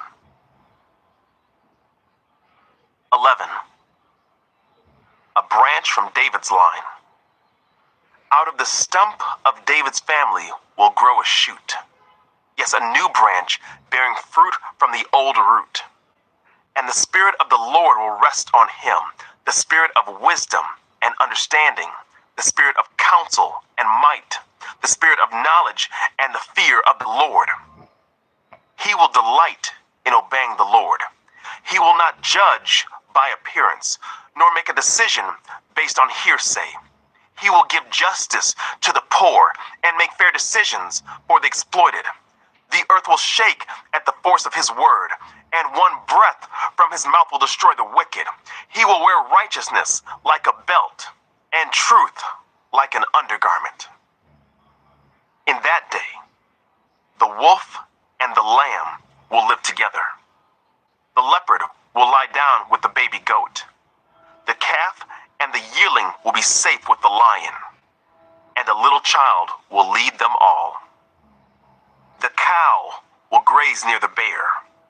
The cub and the calf will lie down together. The lion will eat hay like a cow. The baby will play safely near the hole of a cobra. Yes, a little child will put its hand in a nest of deadly snakes without harm. Nothing will hurt or destroy in all my holy mountain. For as the waters fill the sea, so the earth will be filled with people who know the Lord. In that day, the heir to David's throne will be a banner of salvation to all the world. The nations will rally to him, and the land where he lives will be a glorious place. In that day, the Lord will reach out his hand a second time to bring back the remnant of his people. Those who remain in Assyria and northern Egypt, in southern Egypt, Ethiopia, and Elam, in Babylonia, Hamath, and all the distant coastlands. He will raise a flag among the nations and assemble the exiles of Israel. He will gather the scattered people of Judah from the ends of the earth. Then at last, the jealousy between Israel and Judah will end. They will not be rivals anymore. They will join forces to swoop down on Philistia to the west. Together they will attack and plunder the nations to the east. They will occupy the lands of Edom and Moab, and Ammon will obey them. The Lord will make a dry path through the gulf of the Red Sea. He will wave his hand over the Euphrates River, sending a mighty wind to divide it into 7 streams so it can easily be crossed on foot. He will make a highway for the remnant of his people, the remnant coming from Assyria, just as he did for Israel long ago when they returned from Egypt. 12. Songs of praise for salvation. In that day you will sing, I will praise you, O Lord. You were angry with me, but not anymore. Now you comfort me. See, God has come to save me. I will trust in him and not be afraid. The Lord God is my strength and my song. He has given me victory. With joy, you will drink deeply from the fountain of salvation. In that wonderful day, you will sing, "Thank the Lord. Praise his name. Tell the nations what he has done. Let them know how mighty he is. Sing to the Lord, for he has done wonderful things. Make known his praise around the world. Let all the people of Jerusalem shout his praise with joy. For great is the Holy One of Israel who lives among you." 13. A message about Babylon. Isaiah, son of Amos, received this message concerning the destruction of Babylon. Raise a signal flag on a bare hilltop. Call up an army against Babylon. Wave your hand to encourage them as they march into the palaces of the high and mighty. I, the Lord, have dedicated these soldiers for this task. Yes, I have called mighty warriors to express my anger, and they will rejoice when I am exalted. Hear the noise on the mountains. Listen as the vast armies march. It is the noise and shouting of many nations. The Lord of heaven's armies has called this army together. They come from distant countries, from beyond the farthest horizons. They are the Lord's weapons to carry out his anger. With them, he will destroy the whole land. Scream in terror, for the day of the Lord has arrived, the time for the Almighty to destroy. Every arm is paralyzed with fear. Every heart melts, and people are terrified. Pangs of anguish grip them, like those of a woman in labor. They look helplessly at one another, their faces aflame with fear. For see, the day of the Lord is coming, the terrible day of his fury and fierce anger. The land will be made desolate, and all the sinners destroyed with it. The heavens will be black above them. The stars will give no light. The sun will be dark when it rises, and the moon will provide no light. I, the Lord, will punish the world for its evil, and the wicked for their sin. I will crush the arrogance of the proud, and humble the pride of the mighty. I will make people scarcer than gold, more rare than the fine gold of Ophir. For I will shake the heavens. The earth will move from its place when the Lord of heaven's armies displays his wrath in the day of his fierce anger. Everyone in Babylon will run about like a hunted gazelle, like sheep without a shepherd. They will try to find their own people and flee to their own land. Anyone who is captured will be cut down, run through with a sword. Their little children will be dashed to death before their eyes. Their homes will be sacked, and their wives will be raped. Look, I will stir up the Medes against Babylon. They cannot be tempted by silver or bribed with gold. The attacking armies will shoot down the young men with arrows. They will have no mercy on helpless babies, and will show no compassion for children. Babylon, the most glorious of kingdoms, the flower of Chaldean pride, will be devastated like Sodom and Gomorrah when God destroyed them. Babylon will never be inhabited again. It will remain empty for generation after generation. Nomads will refuse to camp there, and shepherds will not bed down their sheep. Desert animals will move into the ruined city, and the houses will be haunted by howling creatures.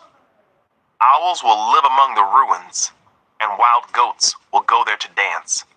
Hyenas will howl in its fortresses, and jackals will make dens in its luxurious palaces. Babylon's days are numbered. Its time of destruction will soon arrive. 14. A taunt for Babylon's king. But the Lord will have mercy on the descendants of Jacob. He will choose Israel as his special people once again. He will bring them back to settle once again in their own land. And people from many different nations will come and join them there and unite with the people of Israel.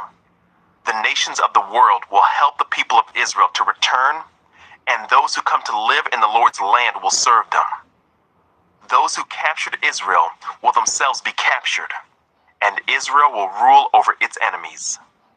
In that wonderful day when the Lord gives his people rest from sorrow and fear, from slavery and chains, you will taunt the king of Babylon. You will say, "The mighty man has been destroyed. Yes, your insolence is ended. For the Lord has crushed your wicked power and broken your evil rule. You struck the people with endless blows of rage and held the nations in your angry grip with unrelenting tyranny. But finally, the earth is at rest and quiet. Now it can sing again. Even the trees of the forest, the cypress trees and the cedars of Lebanon, sang out this joyous song. Since you have been cut down, no one will come now to cut us down. In the place of the dead, there is excitement over your arrival. The spirits of world leaders and mighty kings long dead stand up to see you. With one voice, they all cry out, 'Now you are as weak as we are. Your might and power were buried with you. The sound of the harp in your palace has ceased. Now maggots are your sheet and worms your blanket. How you are fallen from heaven, O shining star, son of the morning. You have been thrown down to the earth, you who destroyed the nations of the world. For you said to yourself, I will ascend to heaven and set my throne above God's stars. I will preside on the mountain of the gods far away in the north. I will climb to the highest heavens and be like the Most High. Instead, you will be brought down to the place of the dead, down to its lowest depths. Everyone there will stare at you and ask, can this be the one who shook the earth and made the kingdoms of the world tremble? Is this the one who destroyed the world and made it into a wasteland? Is this the king who demolished the world's greatest cities and had no mercy on his prisoners? The kings of the nations lie in stately glory, each in his own tomb. But you will be thrown out of your grave like a worthless branch, like a corpse trampled underfoot. You will be dumped into a mass grave with those killed in battle. You will descend to the pit. You will not be given a proper burial, for you have destroyed your nation and slaughtered your people. The descendants of such an evil person will never again receive honor. Kill this man's children. Let them die because of their father's sins. They must not rise and conquer the earth, filling the world with their cities. This is what the Lord of heaven's armies says. I myself have risen against Babylon. I will destroy its children and its children's children, says the Lord. I will make Babylon a desolate place of owls filled with swamps and marshes. I will sweep the land with the broom of destruction. I, the Lord of heaven's armies, have spoken. A message about Assyria. The Lord of heaven's armies has sworn this oath. It will all happen as I have planned. It will be as I have decided. I will break the Assyrians when they are in Israel. I will trample them on my mountains. My people will no longer be their slaves, nor bow down under their heavy loads. I have a plan for the whole earth, a hand of judgment upon all the nations. The Lord of heaven's armies has spoken. Who can change his plans? When his hand is raised, who can stop him? A message about Philistia. This message came to me the year King Ahaz died. Do not rejoice, you Philistines, that the rod that struck you is broken, that the king who attacked you is dead. For from that snake, a more poisonous snake will be born, a fiery serpent to destroy you. I will feed the poor in my pasture. The needy will lie down in peace. But as for you, I will wipe you out with famine and destroy the few who remain. Wail at the gates, weep in the cities, melt with fear, you Philistines. A powerful army comes like smoke from the north. Each soldier rushes forward eager to fight. What should we tell the Philistine messengers? Tell them, the Lord has built Jerusalem. Its walls will give refuge to his oppressed people. 15. A message about Moab. This message came to me concerning Moab. In one night, the town of Ar will be leveled, and the city of Kir will be destroyed. Your people will go to their temple in Dibon to mourn. They will go to their sacred shrines to weep. They will wail for the fate of Nebo and Medeba, shaving their heads in sorrow and cutting off their beards. They will wear burlap as they wander the streets. From every home and public square will come the sound of wailing. The people of Heshbon and Elealeh will cry out. Their voices will be heard as far away as Jahaz. The bravest warriors of Moab will cry out in utter terror. They will be helpless with fear. My heart weeps for Moab. Its people flee to Zoar and Eglath Shalishiah. Weeping, they climb the road to Luhith. Their cries of distress can be heard all along the road to Horonaim. Even the waters of Nimrim are dried up. The grassy banks are scorched. The tender plants are gone. Nothing green remains. The people grab their possessions and carry them across the ravine of willows. A cry of distress echoes through the land of Moab, from one end to the other. From Eglaim to Bir Elim, the stream near Dibon runs red with blood. But I am still not fit. Those who try to escape and those who remain behind. 16. Send lambs from Selah as tribute to the ruler of the land. Send them through the desert to the mountain of beautiful Zion. The women of Moab are left like homeless birds at the shallow crossings of the Arnon River. Help us, they cry. Defend us against our enemies. Protect us from their relentless attack. Do not betray us now that we have escaped. Let our refugees stay among you. Hide them from our enemies until the terror is past. When oppression and destruction have ended and enemy raiders have disappeared, then God will establish one of David's descendants as king. He will rule with mercy and truth. He will always do what is just and be eager to do what is right. We have heard about proud Moab, about its pride and arrogance and rage. But all that boasting has disappeared. The entire land of Moab weeps. Yes, everyone in Moab mourns. For the cakes of raisins from Kir Hareseth, they are all gone now. The farms of Heshbon are abandoned. The vineyards at Sibmah are deserted. The rulers of the nations have broken down Moab, that beautiful grapevine. Its tendrils spread north as far as the town of Jazer and trailed eastward into the wilderness. Its shoots reached so far west that they crossed over the Dead Sea. So now I weep for Jazer and the vineyards of Sibmah. My tears will flow for Heshbon and Elealeh. There are no more shouts of joy over your summer fruits and harvest. Gone now is the gladness, gone the joy of harvest.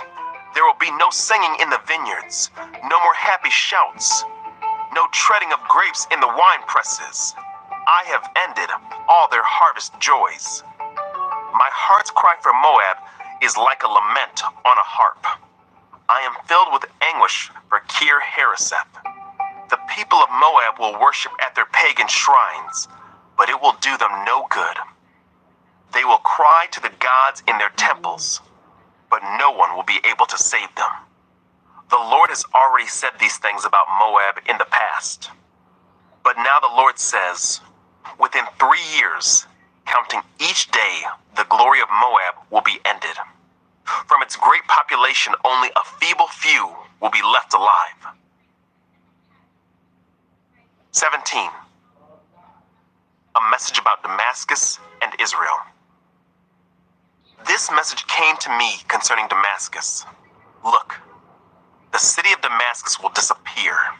It will become a heap of ruins. The towns of Aurora will be deserted. Flocks will graze in the streets and lie down undisturbed, with no one to chase them away. The fortified towns of Israel will also be destroyed, and the royal power of Damascus will end. All that remains of Syria will share the fate of Israel's departed glory, declares the Lord of heaven's armies. In that day, Israel's glory will grow dim. Its robust body will waste away. The whole land will look like a grain field after the harvesters have gathered the grain. It will be desolate, like the fields in the valley of Rephaim after the harvest. Only a few of its people will be left, like stray olives left on a tree after the harvest. Only 2 or 3 remain in the highest branches, 4 or 5 scattered here and there on the limbs, declares the Lord, the God of Israel. Then at last, the people will look to their Creator and turn their eyes to the Holy One of Israel. They will no longer look to their idols for help or worship what their own hands have made. They will never again bow down to their Asherah poles or worship at the pagan shrines they have built. Their largest cities will be like a deserted forest, like the land the Hivites and Amorites abandoned when the Israelites came here so long ago. It will be utterly desolate. Why? Because you have turned from the God who can save you. You have forgotten the rock who can hide you. So you may plant the finest grapevines and import the most expensive seedlings. They may sprout on the day you set them out. Yes, they may blossom on the very morning you plant them. But you will never pick any grapes from them. Your only harvest will be a load of grief and unrelieved pain. Listen, the armies of many nations roar like the roaring of the sea. Hear the thunder of the mighty forces as they rush forward like thundering waves. But though they thunder like breakers on a beach, God will silence them, and they will run away. They will flee like chaff scattered by the wind, like a tumbleweed whirling before a storm. In the evening, Israel waits in terror, but by dawn its enemies are dead. This is the just reward of those who plunder us, a fitting end for those who destroy us. 18. A message about Ethiopia. Listen, Ethiopia, land of fluttering sails that lies at the headwaters of the Nile, that sends ambassadors in swift boats down the river. Go, swift messengers, take a message to a tall, smooth-skinned people who are feared far and wide for their conquest and destruction, and whose land is divided by rivers. All you people of the world, everyone who lives on the earth, when I raise my battle flag on the mountain, look. When I blow the ram's horn, listen. For the Lord has told me this: I will watch quietly from my dwelling place, as quietly as the heat rises on a summer day, or as the morning dew forms during the harvest. Even before you begin your attack, while your plans are ripening like grapes, the Lord will cut off your new growth with pruning shears. He will snip off and discard your spreading branches. Your mighty army will be left dead in the fields, for the mountain vultures and wild animals. The vultures will tear at the corpses all summer. The wild animals will gnaw at the bones all winter. At that time, the Lord of heaven's armies will receive gifts from this land divided by rivers, from this tall, smooth-skinned people who are feared far and wide for their conquest and destruction. They will bring the gifts to Jerusalem, where the Lord of heaven's armies dwells. 19. A message about Egypt. This message came to me concerning Egypt. Look, the Lord is advancing against Egypt, riding on a swift cloud. The idols of Egypt tremble. The hearts of the Egyptians melt with fear. I will make Egyptian fight against Egyptian, brother against brother, neighbor against neighbor, city against city, province against province. The Egyptians will lose heart, and I will confuse their plans.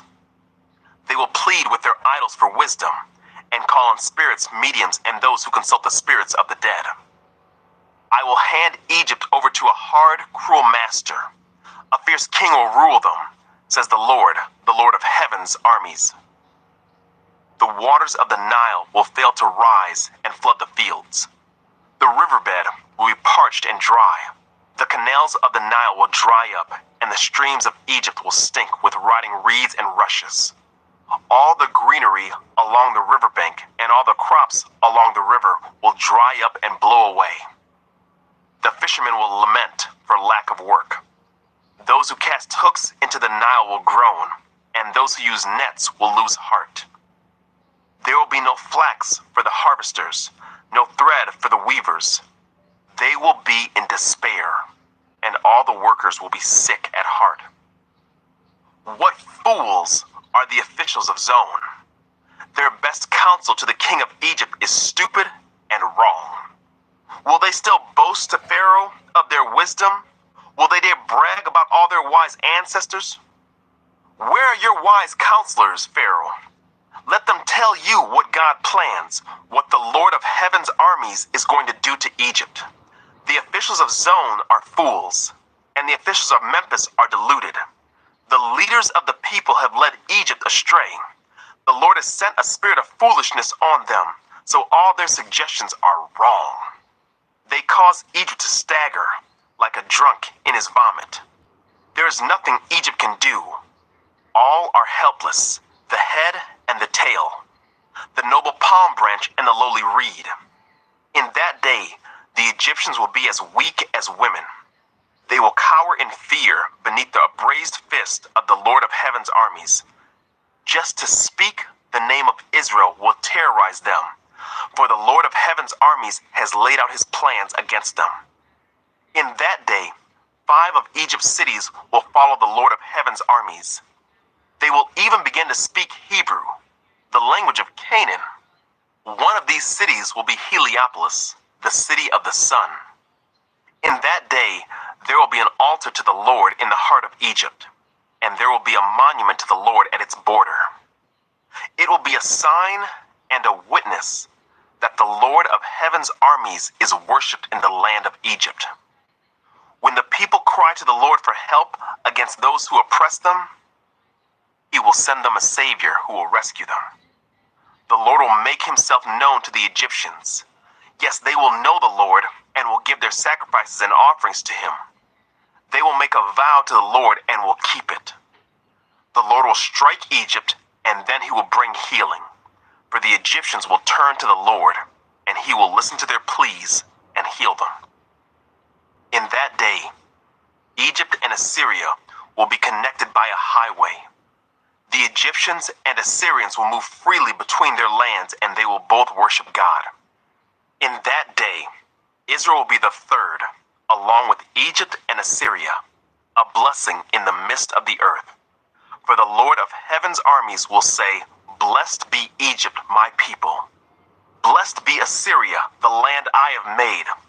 Blessed be Israel, my special possession." 20. A message about Egypt and Ethiopia.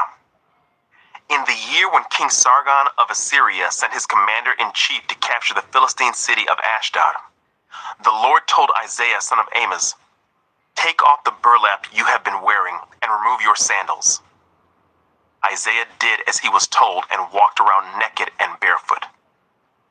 Then the Lord said, "My servant Isaiah has been walking around naked and barefoot for the last 3 years. This is a sign, a symbol of the terrible troubles I will bring upon Egypt and Ethiopia. For the king of Assyria will take away the Egyptians and Ethiopians as prisoners. He will make them walk naked and barefoot, both young and old, their buttocks bared to the shame of Egypt. Then the Philistines will be thrown into panic, for they counted on the power of Ethiopia and boasted of their allies in Egypt.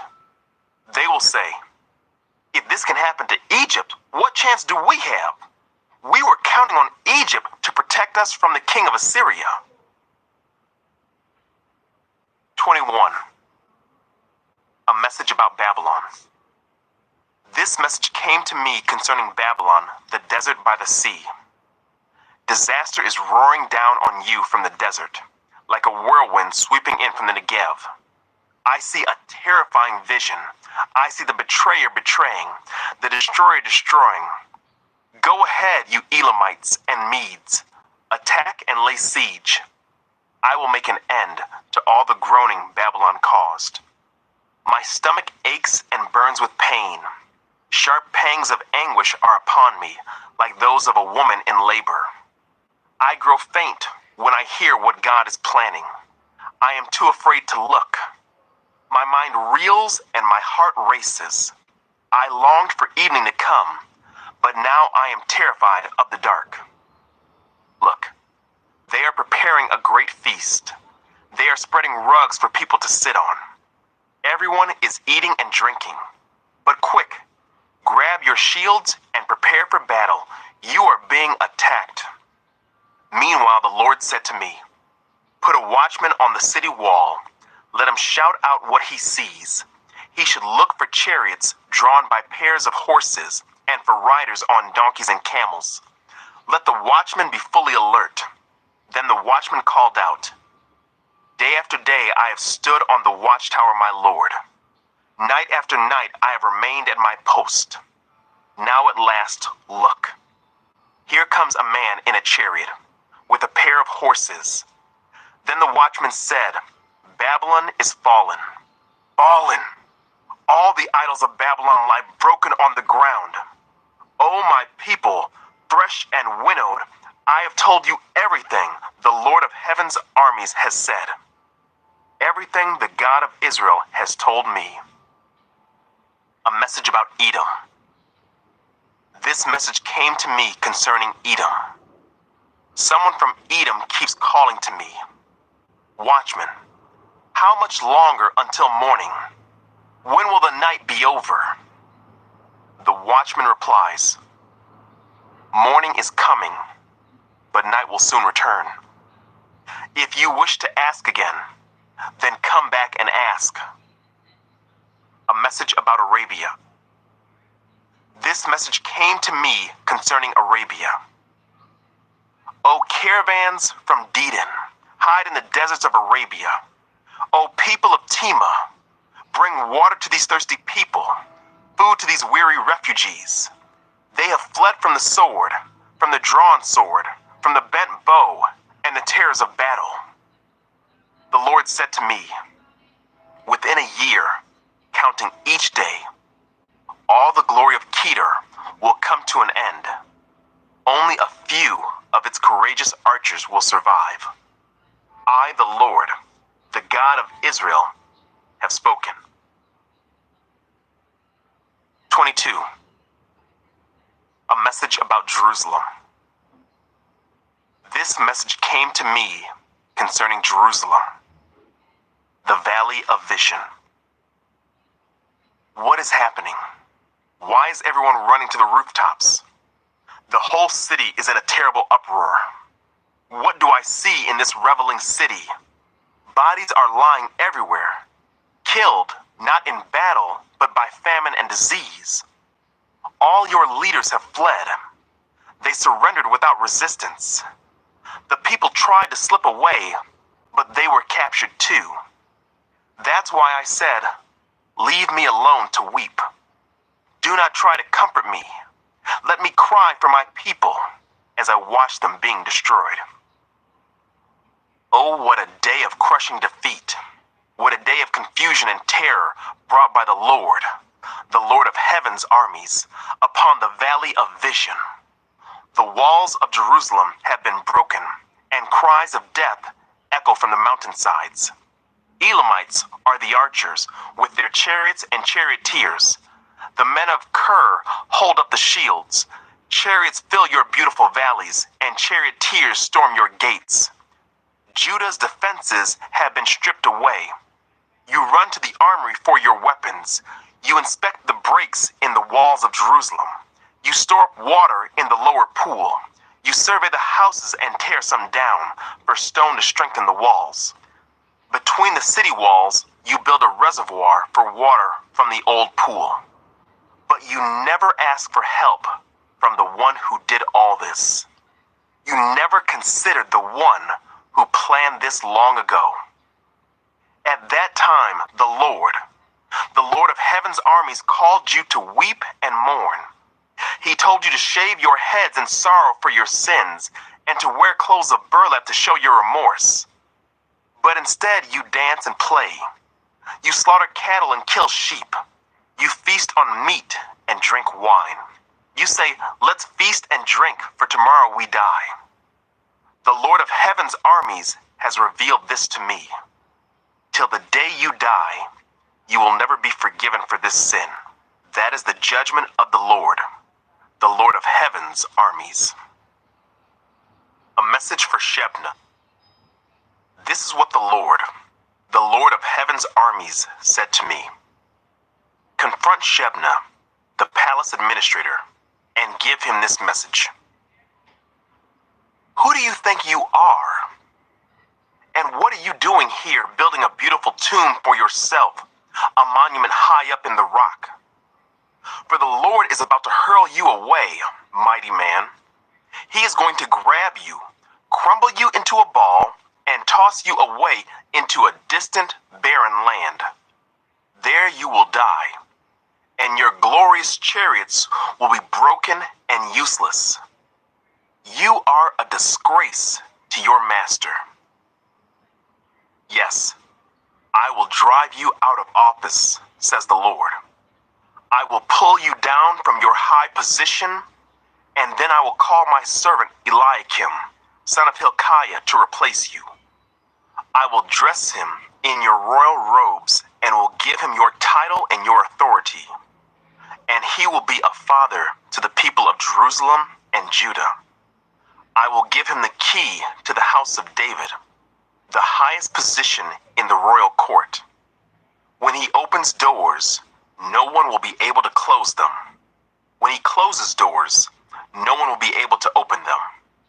He will bring honor to his family name, for I will drive him firmly in place like a nail in the wall. They will give him great responsibility, and he will bring honor to even the lowliest members of his family.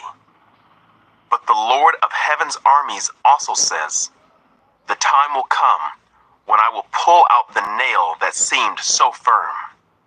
It will come out and fall to the ground. Everything it supports will fall with it. I, the Lord, have spoken. 23. A message about Tyre. This message came to me concerning Tyre. Wail, you trading ships of Tarshish, for the harbor and houses of Tyre are gone. The rumors you heard in Cyprus are all true. Mourn in silence, you people of the coast and you merchants of Sidon. Your traders crossed the sea, sailing over deep waters. They brought you grain from Egypt and harvest from along the Nile. You were the marketplace of the world. But now you are put to shame, city of Sidon. For Tyre, the fortress of the sea, says, now I am childless.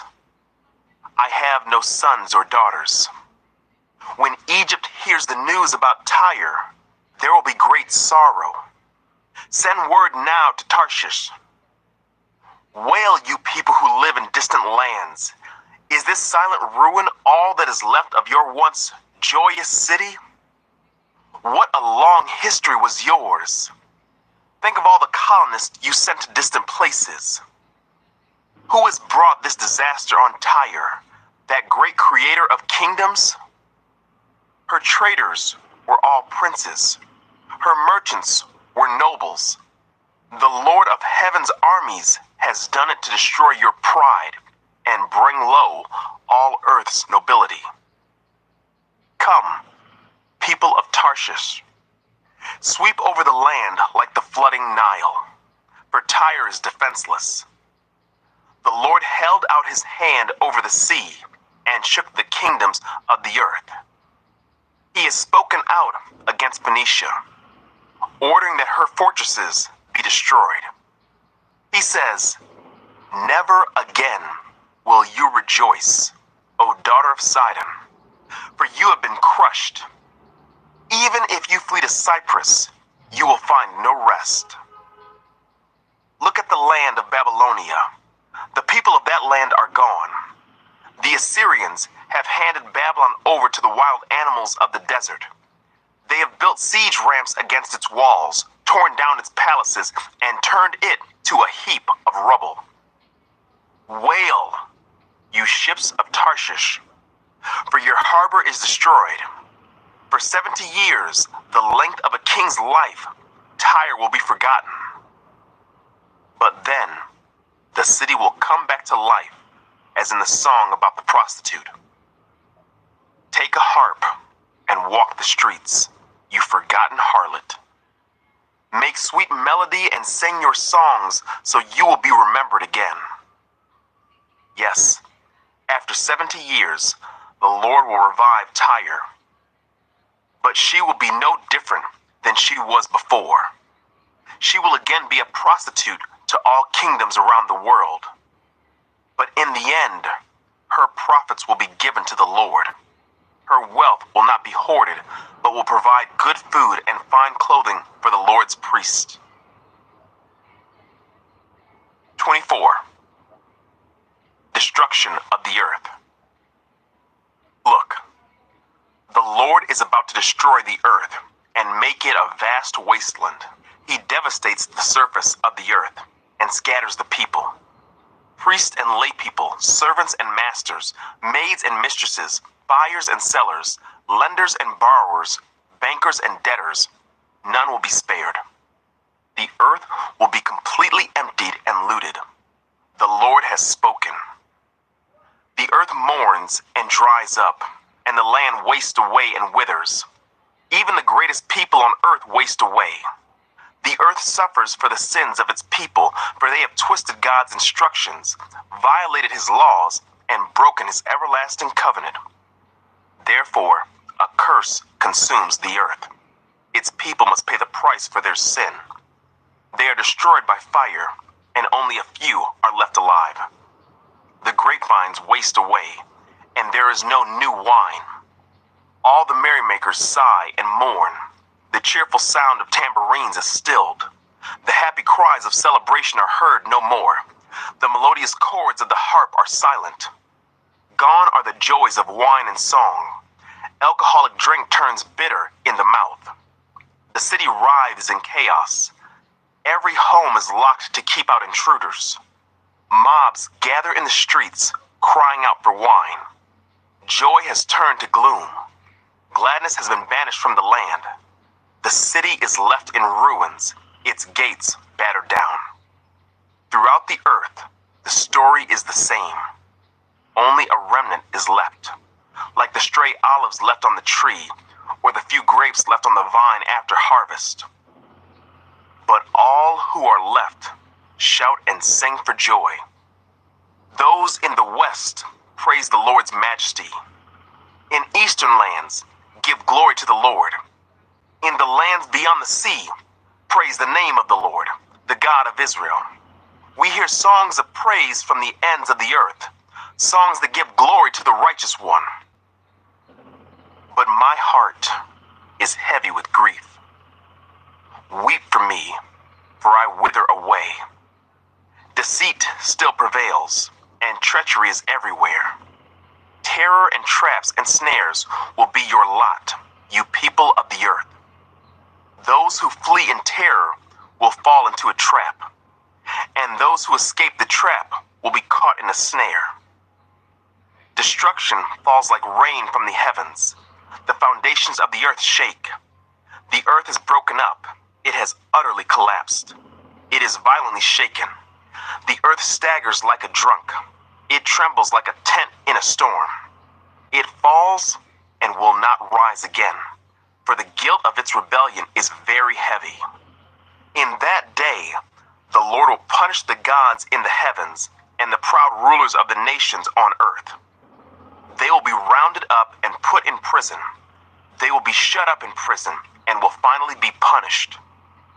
Then the glory of the moon will wane, and the brightness of the sun will fade. For the Lord of heaven's armies will rule on Mount Zion.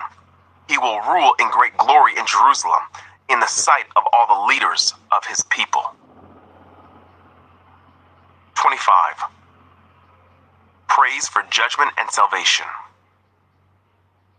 O Lord, I will honor and and praise your name.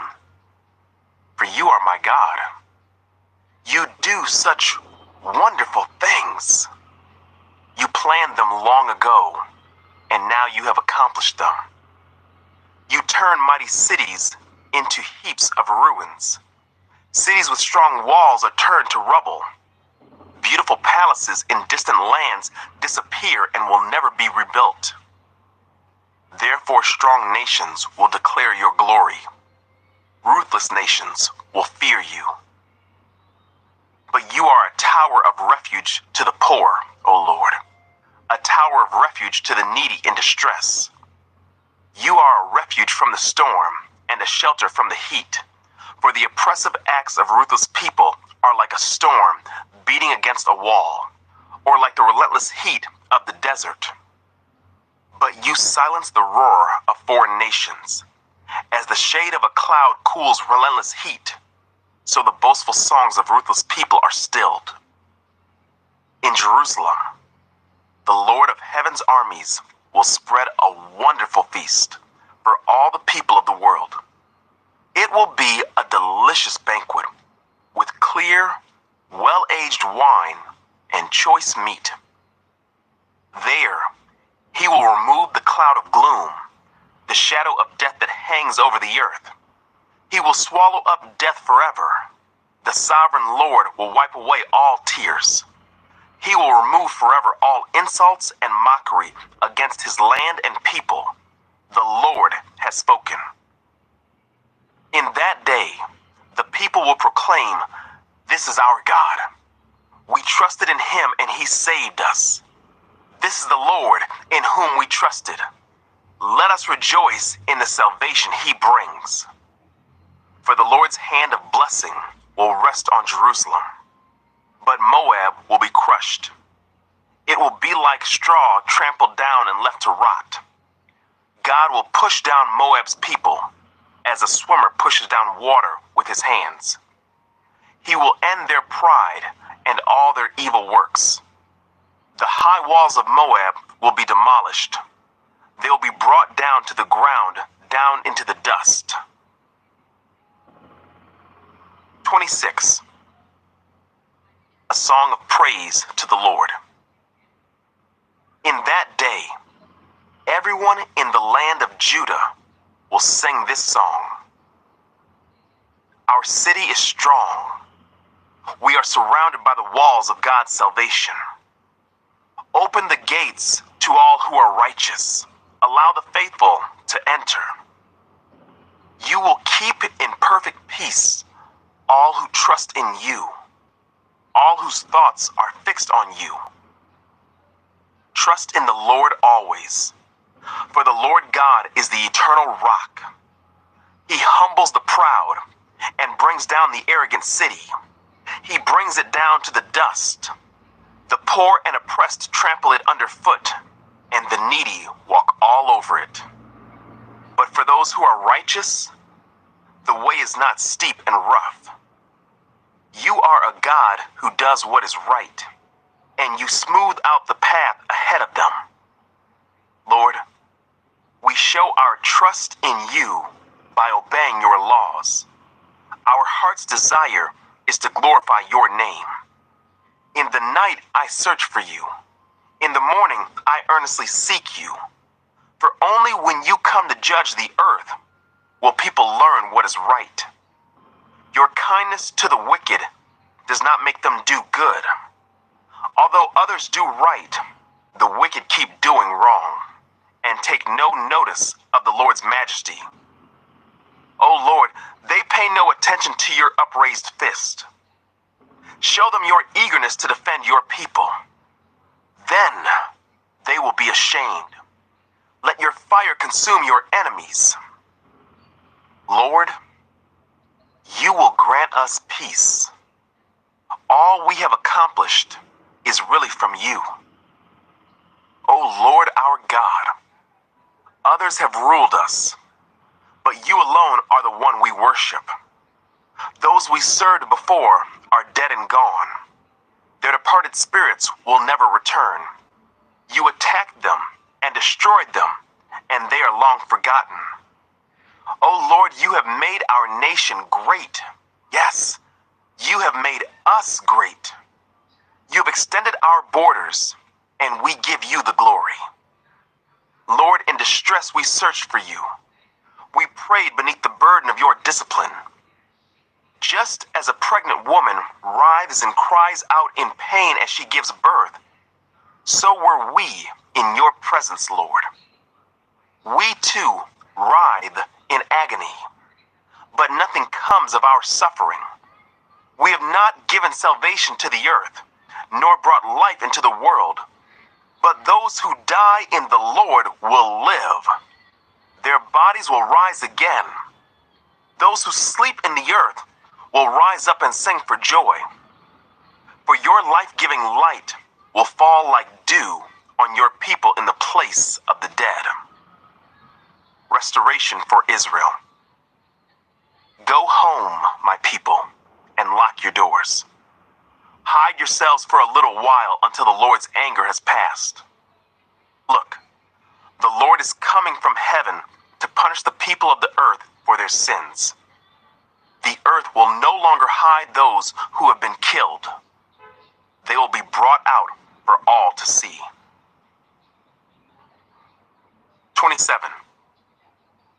In that day, the Lord will take his terrible swift sword and punish Leviathan, the swiftly moving serpent, the coiling, writhing serpent.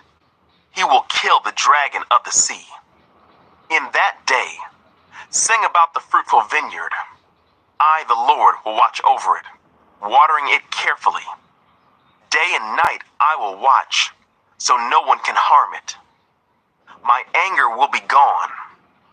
If I find briars and thorns growing, I will attack them. I will burn them up, unless they turn to me for help. Let them make peace with me. Yes, let them make peace with me. The time is coming when Jacob's descendants will take root. Israel will bud and blossom and fill the whole earth with fruit. Has the Lord struck Israel as he struck her enemies? Has he punished her as he punished them? No, but he exiled Israel to call her to account. She was exiled from her land as though blown away in a storm from the east. The Lord did this to purge Israel's wickedness, to take away all her sin. As a result, all the pagan altars will be crushed to dust. No Asherah pole or pagan shrine will be left standing. The fortified towns will be silent and empty, the houses abandoned, the streets overgrown with weeds. Calves will graze there, chewing on twigs and branches. The people are like the dead branches of a tree, broken off and used for kindling beneath the cooking pots. Israel is a foolish and stupid nation, for its people have turned away from God. Therefore, the one who made them will show them no pity or mercy. Yet the time will come when the Lord will gather them together like hand-picked grain. One by one he will gather them, from the Euphrates River in the east to the brook of Egypt in the west. In that day the great trumpet will sound. Many who were dying in exile in Assyria and Egypt will return to Jerusalem to worship the Lord on his holy mountain. 28. A message about Samaria. What sorrow awaits the proud city of Samaria, the glorious crown of the drunks of Israel. It sits at the head of a fertile valley, but its glorious beauty will fade like a flower. It is the pride of a people brought down by wine, for the Lord will send a mighty army against it.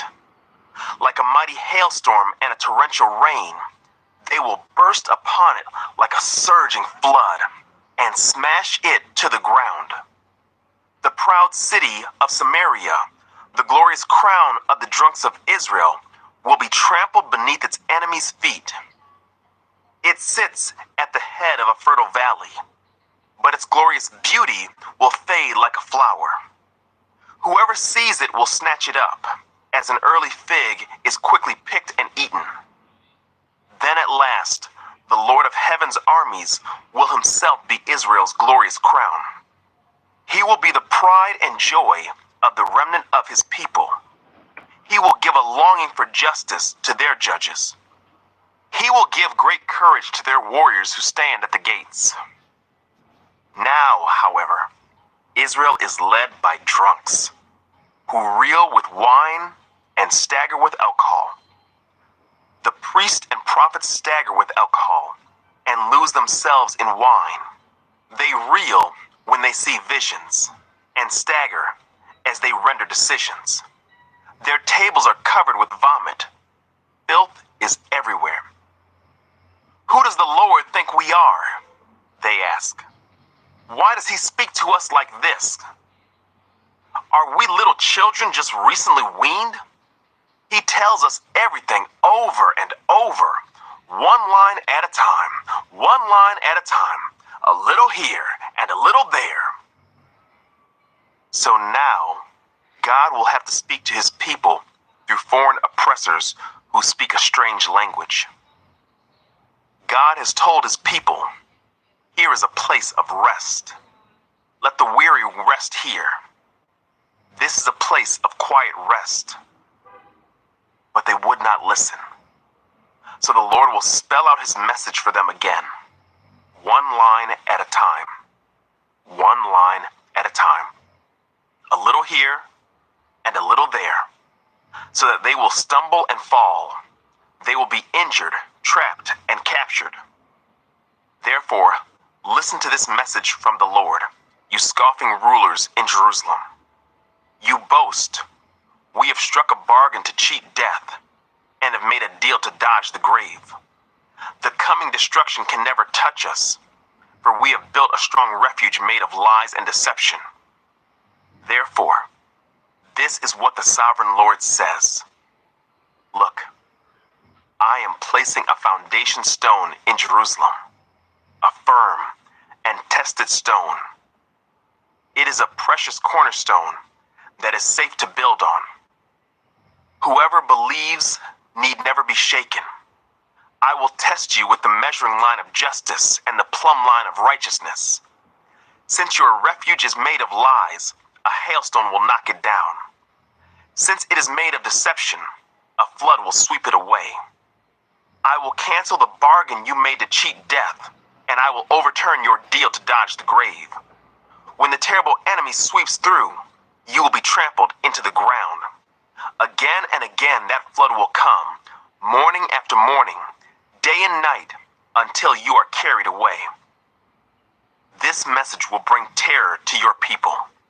The bed you have made is too short to lie on. The blankets are too narrow to cover you. The Lord will come as he did against the Philistines at Mount Perazim and against the Amorites at Gibeon. He will come to do a strange thing. He will come to do an unusual deed. For the Lord of heaven's armies, has plainly said that he is determined to crush the whole land. So scoff no more, or your punishment will be even greater.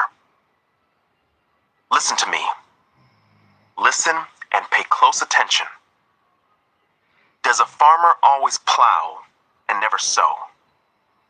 Is he forever cultivating the soil and never planting?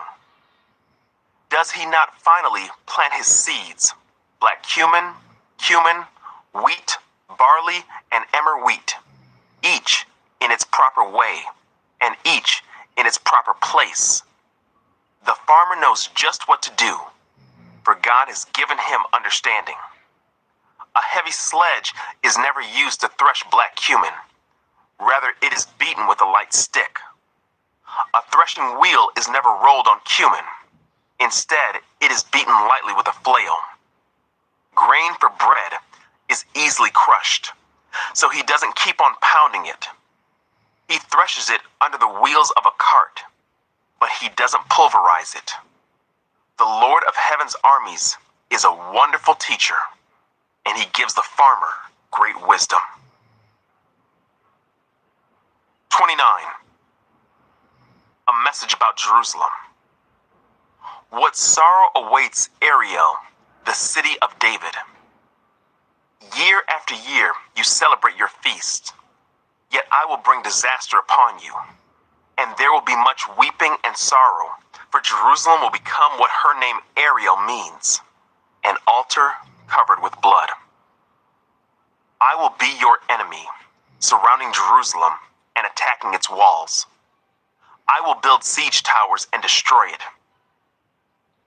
Then deep from the earth you will speak. From low in the dust your words will come. Your voice will whisper from the ground like a ghost conjured up from the grave. But suddenly, your ruthless enemies will be crushed like the finest of dust. Your many attackers will be driven away like chaff before the wind. Suddenly, in an instant, I, the Lord of heaven's armies, will act for you. With thunder and earthquake and great noise, with whirlwind and storm and consuming fire, all the nations fighting against Jerusalem will vanish like a dream. Those who are attacking her walls will vanish like a vision in the night. A hungry person dreams of eating, but wakes up still hungry. A thirsty person dreams of drinking, but is still faint from thirst when morning comes. So it will be with your enemies, with those who attack Mount Zion. Are you amazed and incredulous? Don't you believe it? Then go ahead and be blind. You are stupid, but not from wine. You stagger, but not from liquor.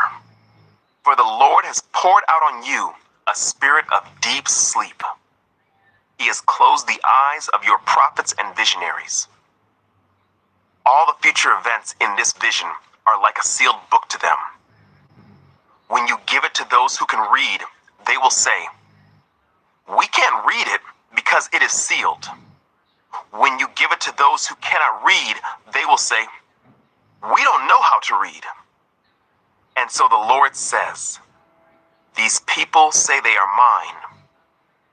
They honor me with their lips, but their hearts are far from me. And their worship of me is nothing but man-made rules learned by rote. Because of this, I will once again astound these hypocrites with amazing wonders. The wisdom of the wise will pass away, and the intelligence of the intelligent will disappear.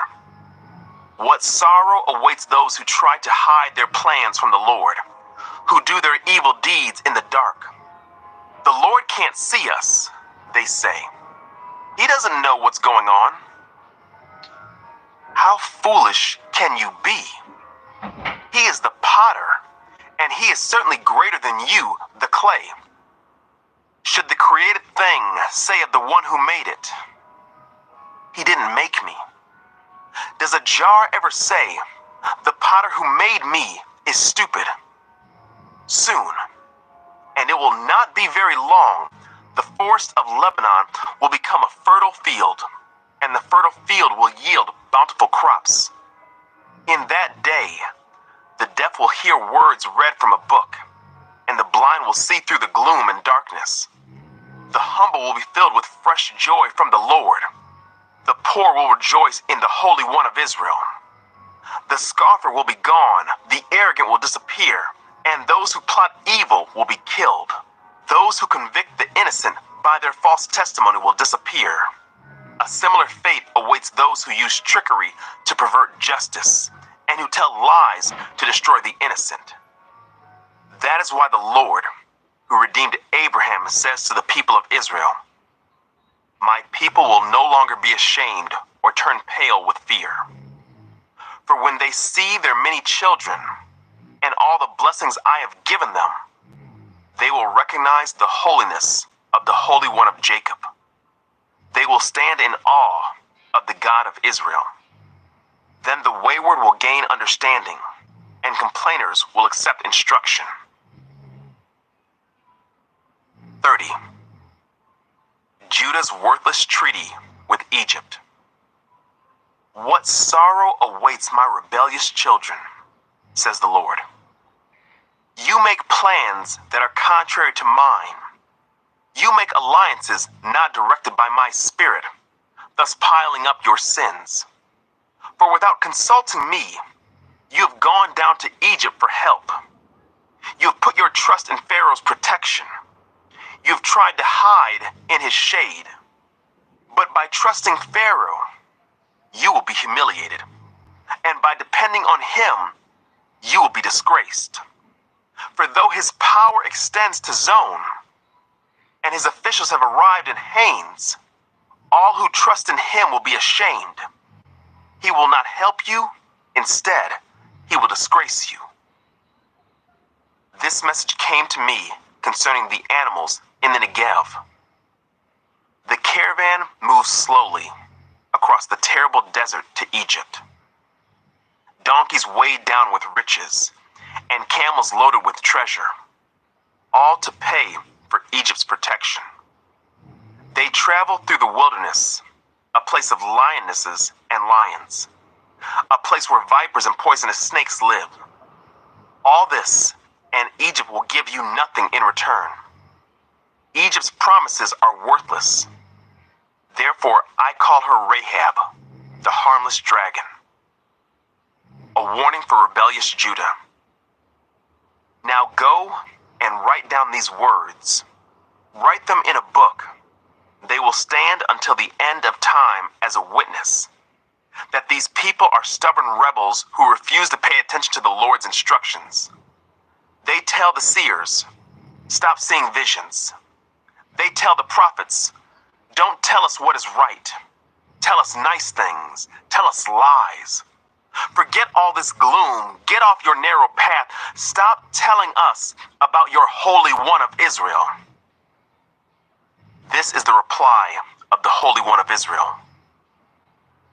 Because you despise what I tell you and trust instead in oppression and lies, calamity will come upon you suddenly, like a bulging wall that bursts and falls. In an instant, it will collapse and come crashing down. You will be smashed like a piece of pottery, shattered so completely that there won't be a piece big enough to carry coals from a fireplace or a little water from the well. This is what the sovereign Lord, the Holy One of Israel, says.